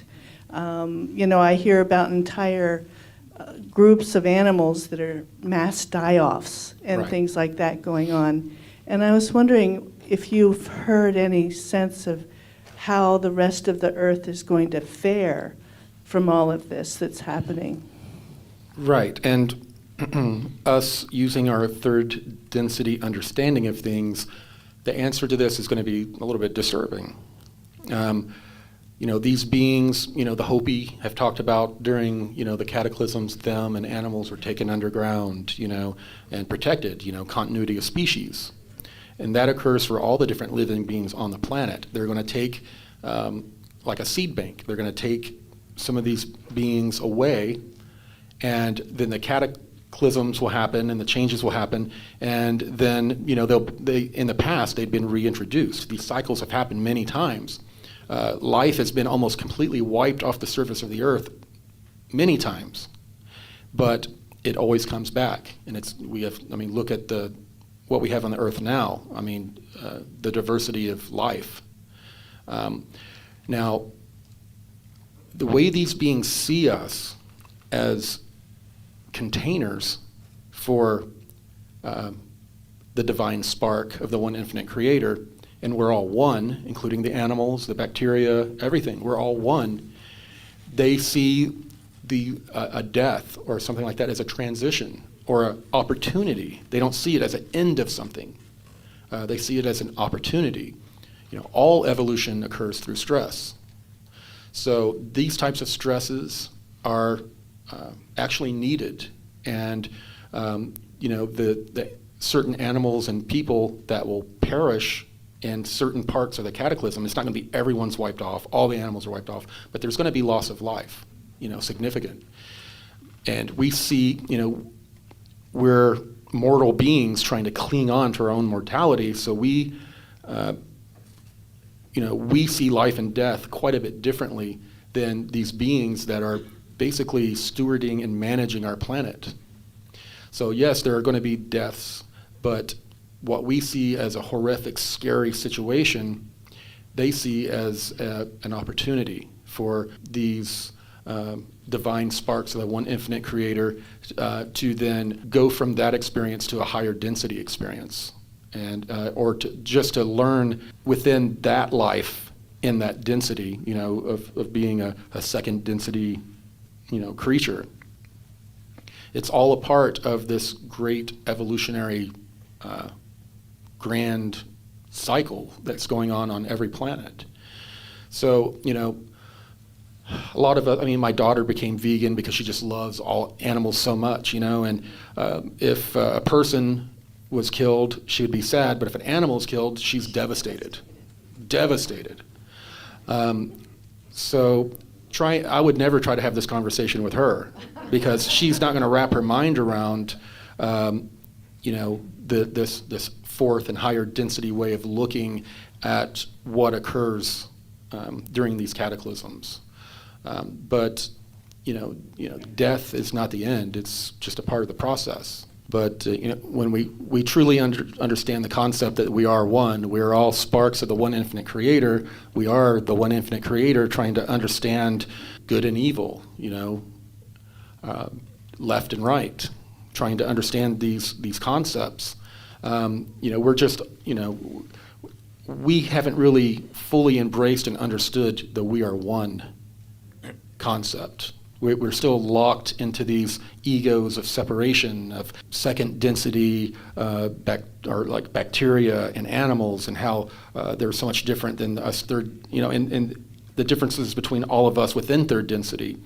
All of that melts away when we realize that we are one, that we're one aspect of the one infinite creator. Then we begin to look at things quite a bit differently. We begin to get pulled out of the ego and separation and pulled more towards unity. Hey, Corey. So proud watching your growth over the past couple of years. I've heard you since you had the first time on the radio, and then at your first time on Gaiam, and just amazing to see the growth, and so proud of you. Really amazing. Thank you. Yeah. It's also amazing to see that you've followed the spiritual wisdom that you gave early on, and look at your life now, being vegan and being healthy and fit and spiritual and super conscious. It's amazing. Well, I'm vegetarian now. I didn't last being a vegan very long. It's a good step. I was a junk food vegan. I wasn't getting I was suffering from malnutrition. When I was in Hawaii, I had my foot stuck in the sand, and I twisted, and my foot broke. It's because your bones are 30% collagen, and I was getting 0 collagen. And I reevaluated things, and I went to just being a vegetarian. Can you tell us maybe some examples of best and worst or scary and loving situations you've had with other entities and beings you've met, whether it's the Anshar or it's aliens from other planets, rooms you've been in alone, and just what is it like to be with a being, that's not from our Earth, that doesn't look like us, and is it scary? Yes, it's scary. When everyone remarks to me about how stoic I am on cosmic disclosure, as I'm telling these, I was in front of a 14-foot tall white Draco Royal, and I'm just matter-of-factly telling it. Well, I was scared out of my mind. The secret space program security people that were with me, they were scared out of their mind, and I've seen many different non-terrestrials. I've interfaced with many non-terrestrials. None of them that was such a mind rape as with this reptilian. It was a very powerful being. We all stayed, somewhat calm, cool, and collective, but, we thought we were anyway, during the interaction. But when we got into the elevator that was taking us back up to the top floor where we were dropped off, we all began to just shake uncontrollably, and my hands were shaking so bad it looked like I had like 10 hands, and I could barely, my legs were like gelatin. I could barely climb back up into the shuttle. It's a very, you have a very visceral reaction. Now, that's on the far extreme to the scary, Now, interacting with beings like Mika or Tirer, you feel of the peace and the love coming from them and the understanding they're giving you. It helps you overcome the fight or flight type of visceral reaction you have. But when I was going through the MyLab training, they did not just walk us into a room with aliens. They started, we would see drawings or pictures of them. Then they would do things like when they, the first time I consciously, in a waking state, saw a gray, I had been picked up by them before, but is it a dream? Is it not a dream? But the first time I saw one and it's fully conscious, I was put into one of the machines that give you virtual reality that's impossible to tell from reality, the virtual realities. And after you go through the different war games or different training sessions they have you in, when I walked into the room, there were people in military uniforms and white coats, sitting down, standing up, card table, and when I come out of the training, I get up and as I'm walking out, no one says a word. They don't say, look over there, but now there's a gray alien sitting at the table, just watching. So they slowly acclimate you to interacting with these beings, because it is a shock, whether they're positive or negative. It is a major shock to our psyche. Hi, Corey. Hello. So I am a professional psychic medium, and on a regular daily basis, I'm having active clairvoyant visions for my clients. When it comes to my dreaming state, I have no memory of my dreams unless they're prophetic, okay? And it happens few and far between that I actually remember a dream.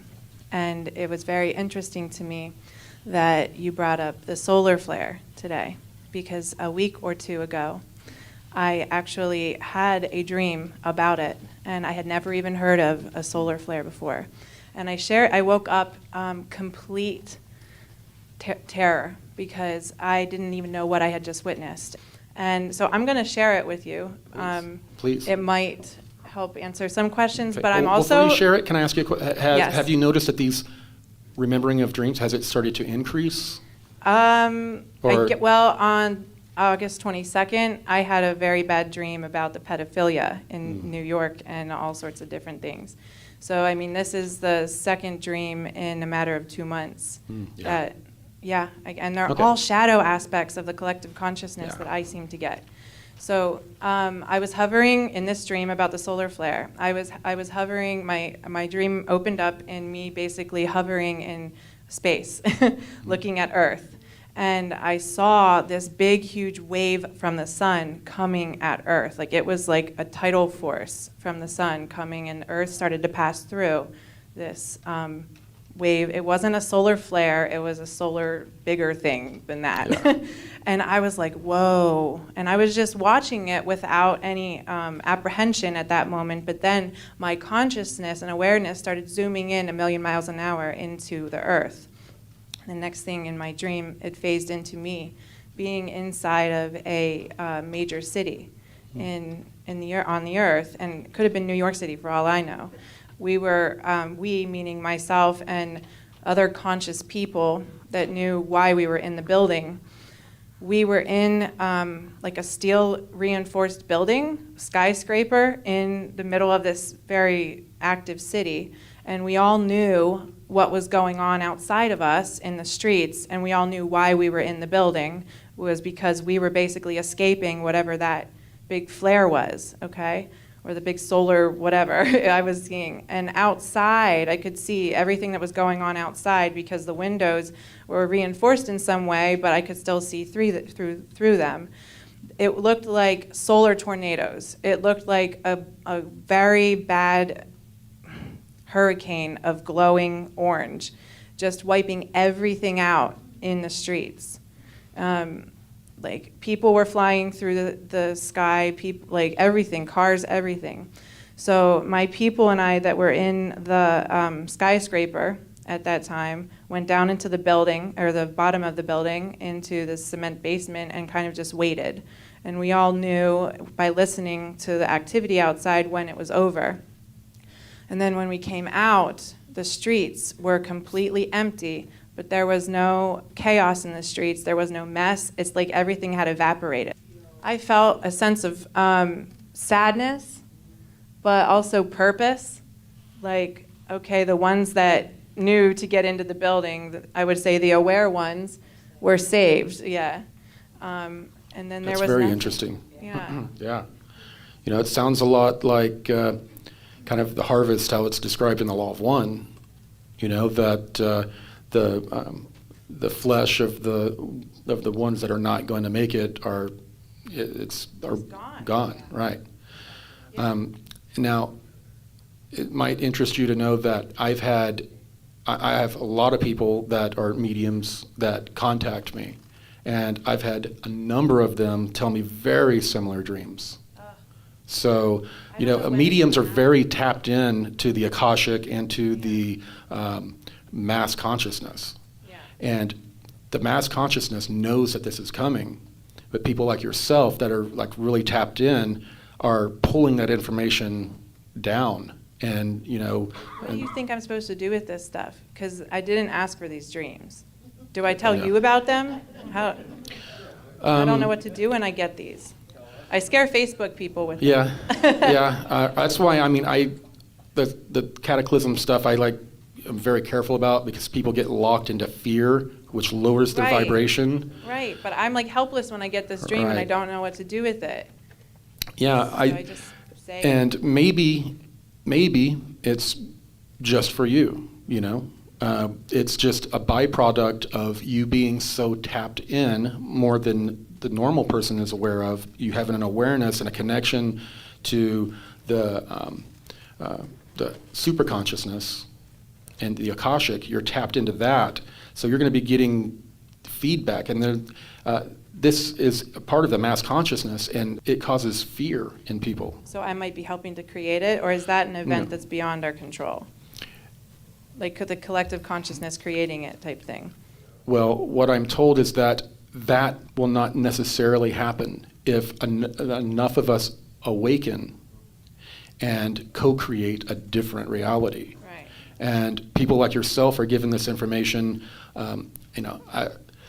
Free will. I violated free will for too damn long, so I'm very careful. You know. What do you mean violated? Well, like if someone has said, you know, I got this information, what am I supposed to do with it? You know, for me to go and tell a person this means this, you should follow this path, when all of us, you know, have to learn from the situation and follow the path ourselves. You know, I could be damaging. You know, You're kind of answering my question I have for you then too. Yeah. So I guess I have to ask you a couple Q&A first too. So would you agree that the universe has no bias as good or evil, right? Everything Agreed, just yes. is. Okay. So when it comes to absolution of karma, that we had talked about, I don't know if maybe you were talking about absolution of karma or clearing of karma, because you had talked about crying and basically releasing trauma is what it sounded like to me. To me, karma is a little different in how I understand it. It's not trauma.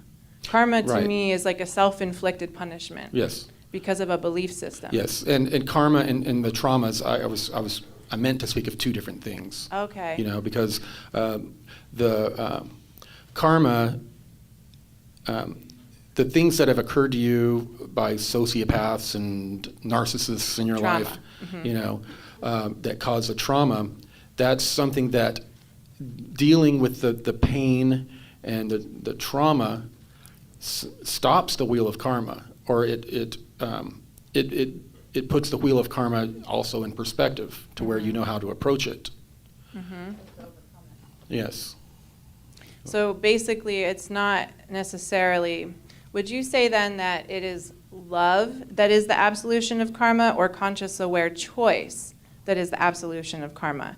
Because if you're choosing to not allow yourself to feel guilty anymore for something, are you then not just allowing yourself to be released from that cycle? The state that we're in now, the state of separation, of ego, of seeing, I am the person that I was born, in 1970, and these experiences, this is who I am.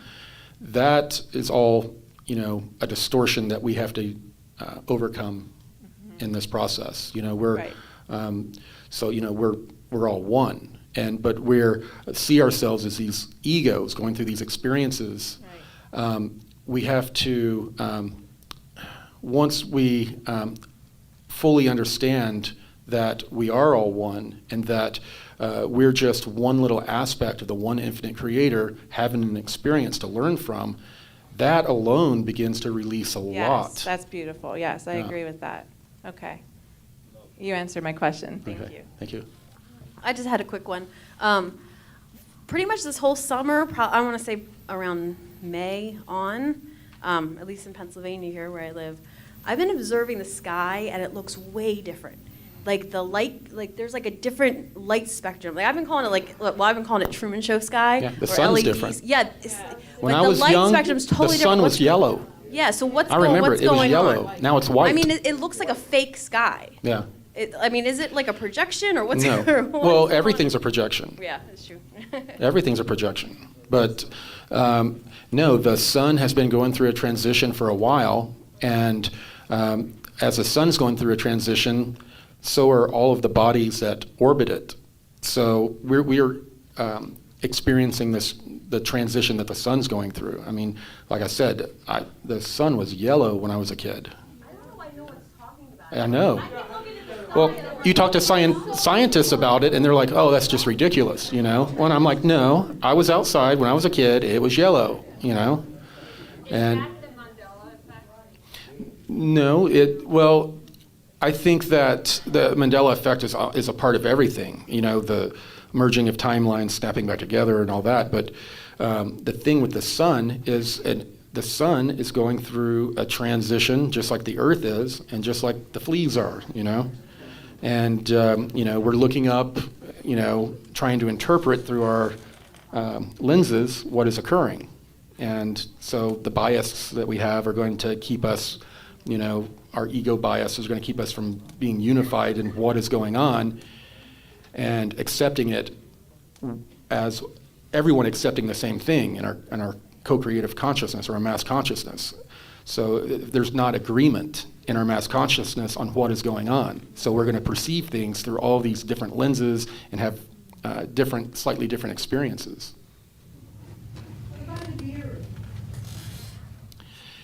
When in the programs, there was a nemesis star, a failed star, and we do have other large planets in our system, but they were like the charts that I saw. They were like 17 degrees out of the ecliptic plane.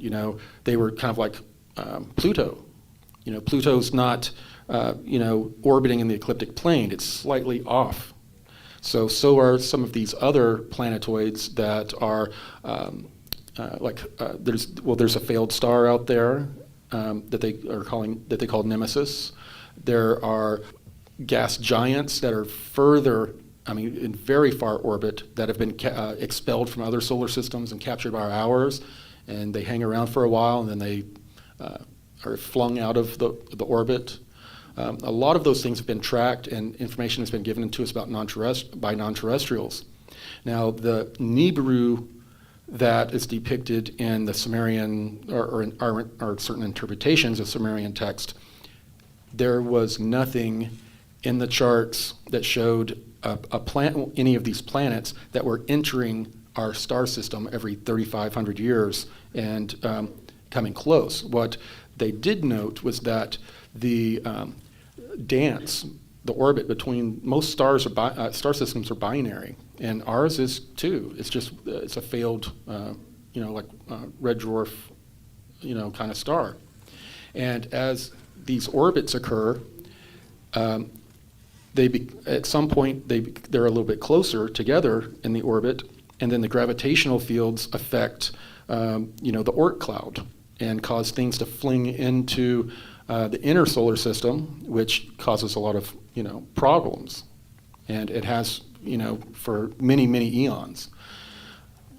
There was no information whatsoever when I was in the programs about a planet with an atmosphere full of gold dust.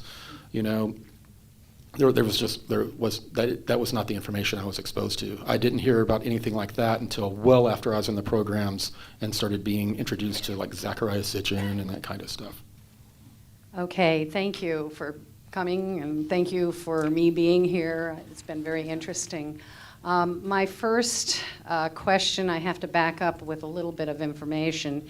I have a person that I'm dealing with. He's over in London, and I've been a healer for about 40 years, and before that, as a child, I was working with animals and such, and healing animals. I was called Nature Girl in the area. And my friend in London has a very similar story about the 20-year on Mars as you do, except he was amazing things. He was all his insides were taken out. They tried to take him and make him a cyborg, I guess it is, or a militarized person. And he's 48 years old now, and he's trying to come to grips with the memories that are coming back to him. And I wanted to ask you, are you monitored and tracked by ships all the time? Because he has what look like helicopters, but he's not on the flight path of any helicopter over outside of London. And he says they're about 200 feet up. He can see all the detail on it and everything. And what came to me or was told to me is that they are following him. They're keeping track of him. Do you have that on a daily basis? I would assume so. Mm-hmm. But you don't see them? But I see them often. But they're not always from the same source. Right. I mean, I have very curious beings coming in. I'll tell you a couple examples real quick. One time I'm sitting in the house we just moved out of, and this small ship appears in the room. And it looks like it's about the size of a wheel without the tire on a big rig, Yeah. And it was very similar, that the sides were concave. And it was sitting there slowly turning, and I could feel that there were many beings inside of this little bitty ship. And I asked Khari, and she said they were just in to observe you. There to observe you, to take a closer look. And at the house we were in before that, my wife and I were hearing all these footsteps running around on the ceiling. And then we hear footsteps running around the floor around us, but we don't see anything. And it went on for like 2 days. And I knew that I felt a presence. I knew there was someone there, but I didn't know what was going on. Finally, I was sitting on the toilet, sitting there thinking, deep in thought, and I heard footsteps come up close to me. It was just a few feet away, but I couldn't see anything.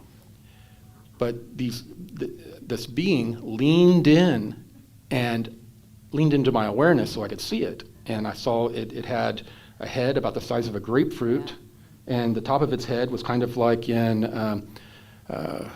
what was that Will Smith movie with the invasion, 4th of July? It looked kind of like that, but it didn't look evil, or it had a very peaceful energy about it.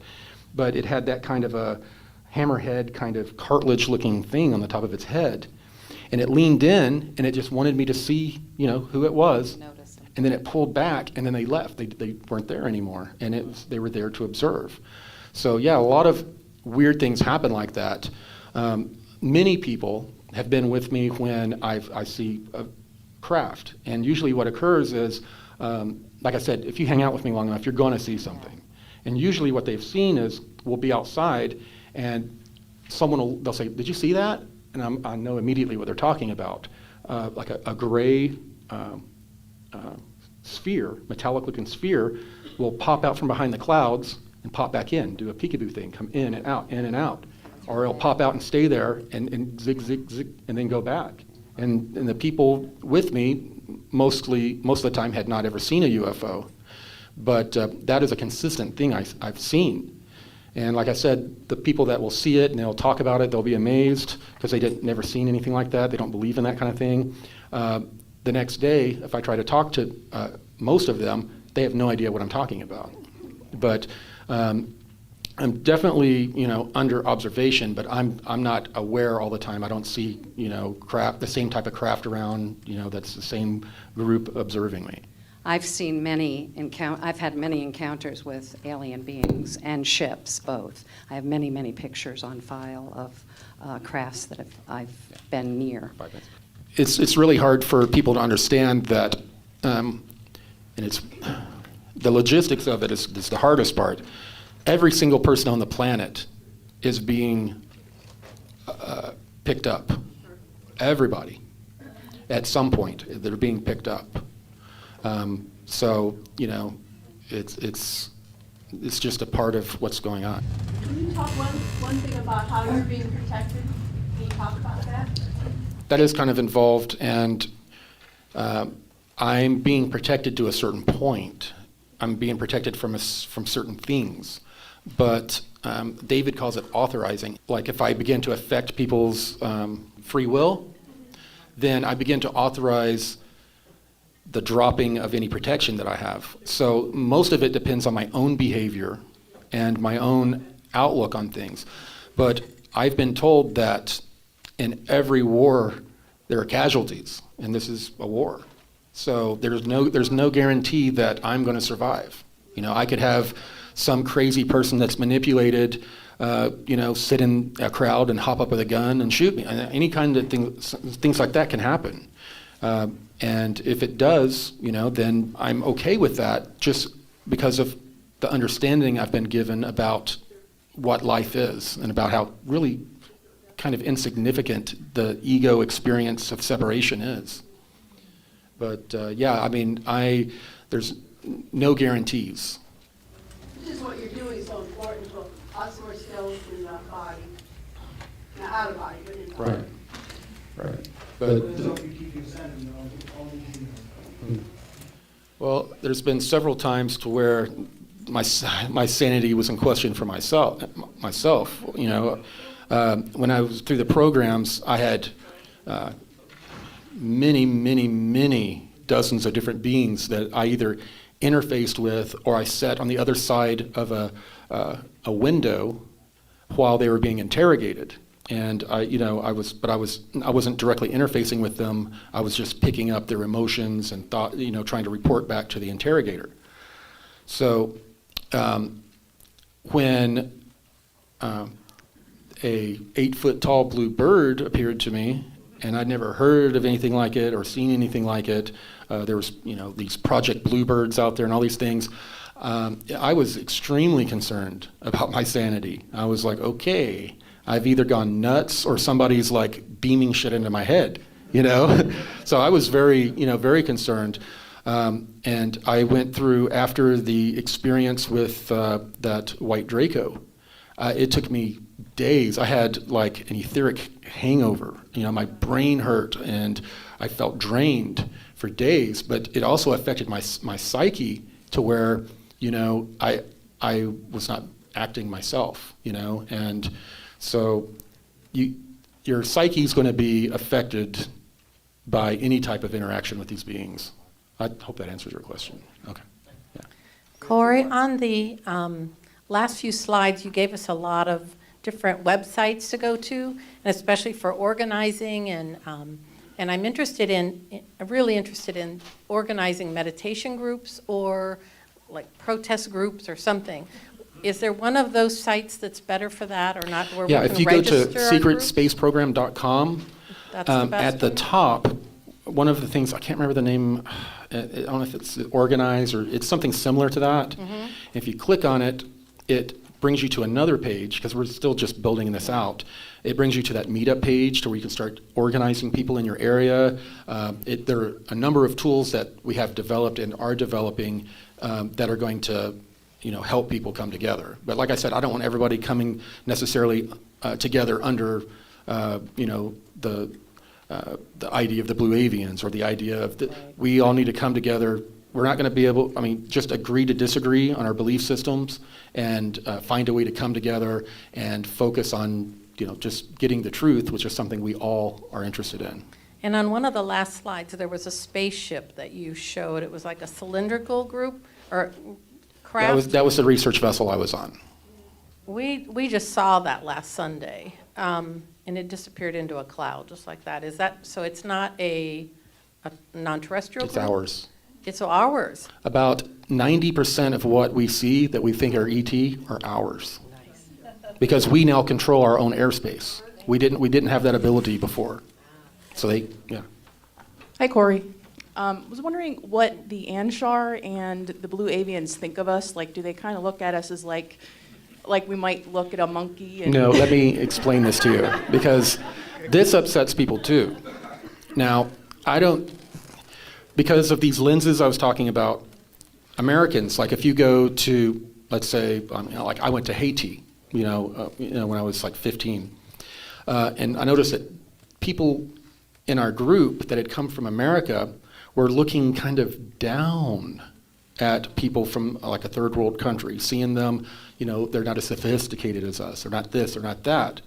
Well, it's not like, it's similar.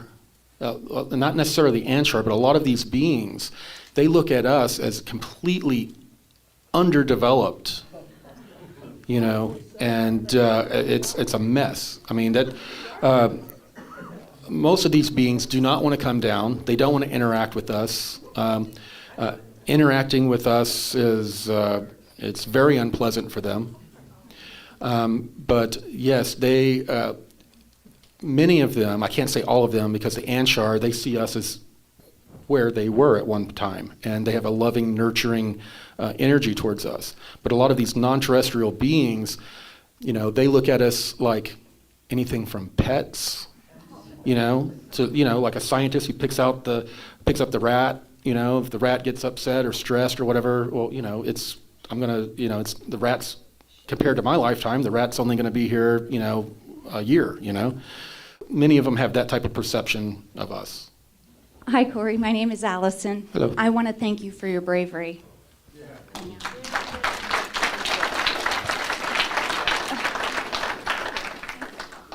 I am a naturopath, a Reiki master, and a medium. And I can't remember not being a medium since I was probably 4 years old. The reason why I'm bringing it up is because I'm also part of Vivian's post-disclosure support group, and I am listed on that site, and I listen to you all the time because I think I speak for a lot of people in this room that we are hungry for direction and truth and honesty, and I have made it my life's purpose to try to help others with truth and honesty. And I just was curious if the Anshar or other species or you will continue to guide us with more truth so that we're able to continue to help others in a ripple effect, if that makes any sense.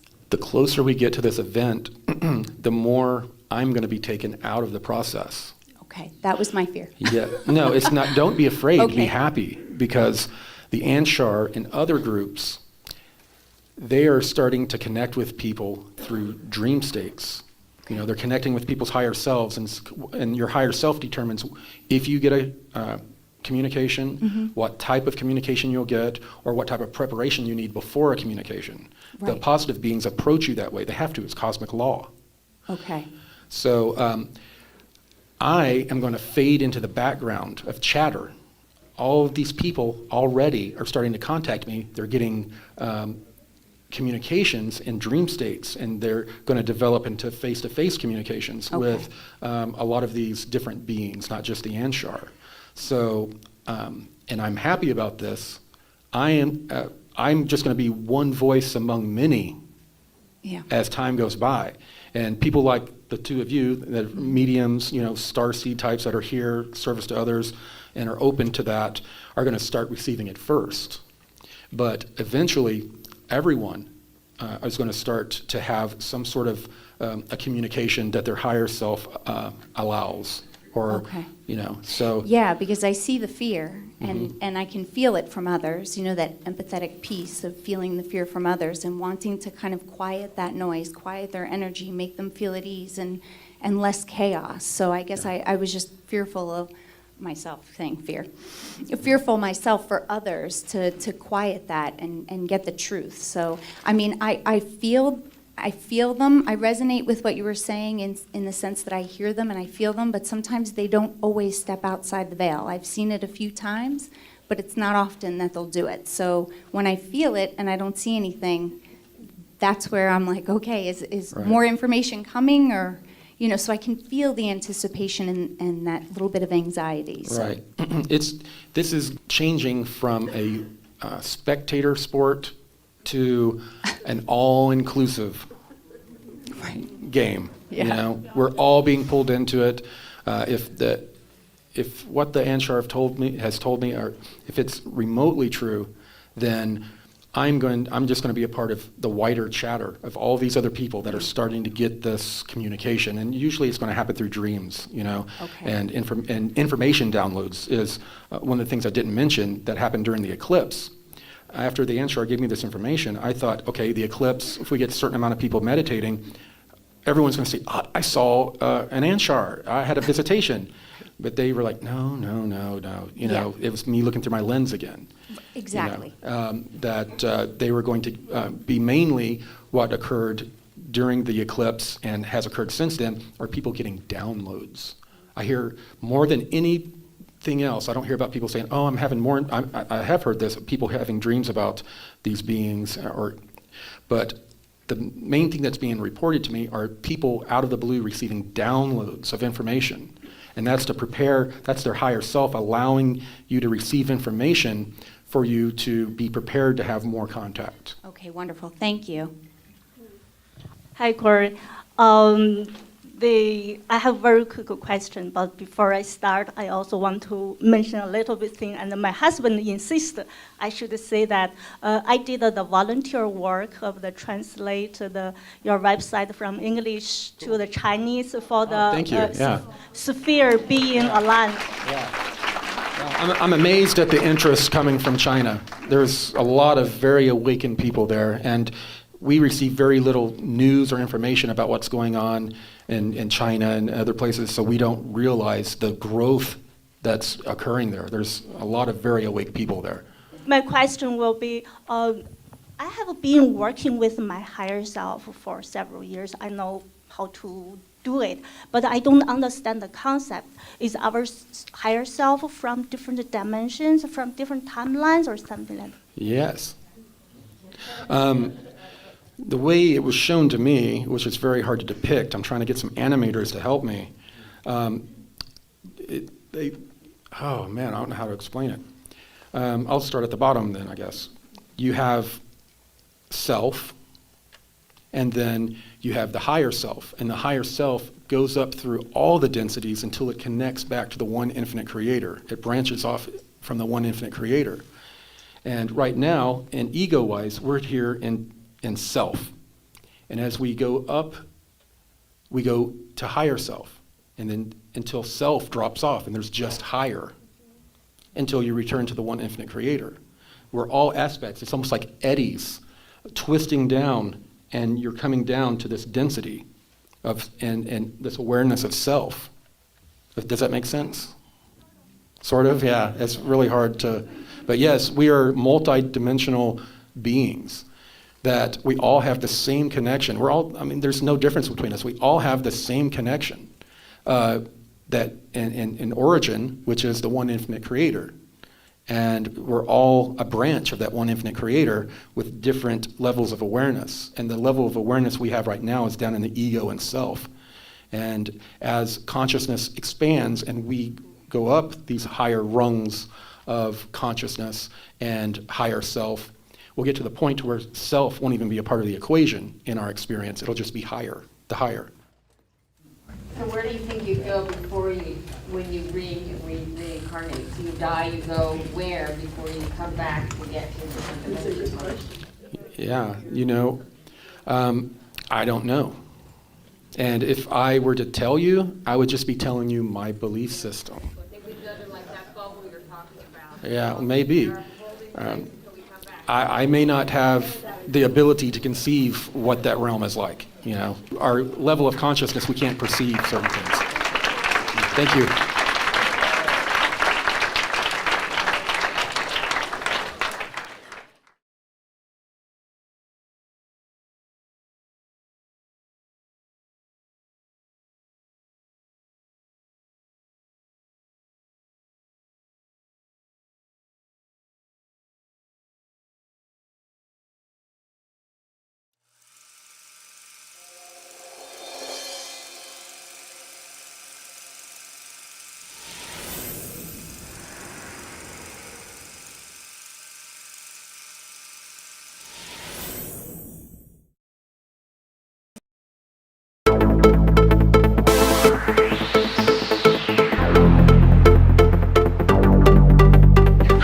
Greenwald, and I'm the producer of the Empowered Light Holistic Expo. The expo is held twice a year outside of Philadelphia in Oaks, Pennsylvania.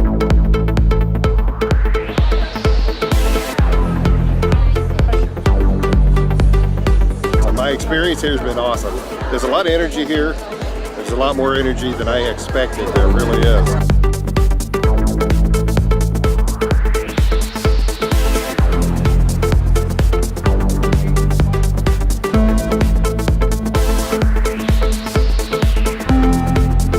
As a first-timer, it was actually more than I expected. All the vendors, they take their time, they explain things to you, and they make you feel welcome and warm. My experience at the expo has been life-changing. I've learned a lot about myself that has been incredible. Well, it's much more than what I expected. Between the speakers, the vendors, and all the products I found, once again, the energy that's here, it's great. The people that I've met and the different speakers that I've listened to actually have enlightened my initial basic thinking of this way of life. So I would definitely say it's a positive experience, and I'm so glad that I came.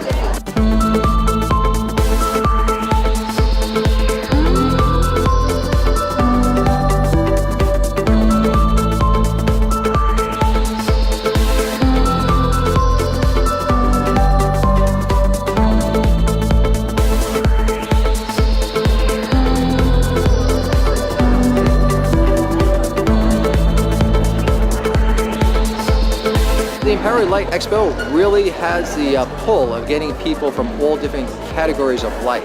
Like last night we had two guys who've never been to the show before, didn't know anything about it, and they were having a blast. They were actually loving it because the wives dragged them here, but then they were buying more stuff than the wives were, so it's really cool. There's just so many things happening, so many different readings and stuff. I've never experienced so much in one area. I find things that I'm drawn to that has changed my thinking about a lot of things. The Empowered Light Holistic Expo is different from any other expo because this is about centering your energy, centering your chakras. Most expos I go to are mostly health and wellness, and they try to sell you products like with chemicals and things of that nature. This is all natural, all holistic, and the energy is amazing. Well, I think it's very diverse. There is things that you wouldn't normally see at a regular expo or experience, or actually have the chance to partake in as far as healing, positive vibes, and good energy. It's really awesome. There's literally a tangible energy. There's good people here. There's good energy. There's good vibes here. Usually you go to the expos and there's like all kinds of EKG energy. It's like totally up and down. And here you have a smooth vibration.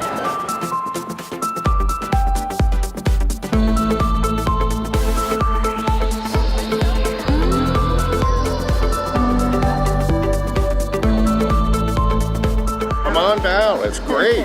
Come no matter what, even if you think it's outside of your comfort zone, come check out something new, experience something new. Come with an open mind.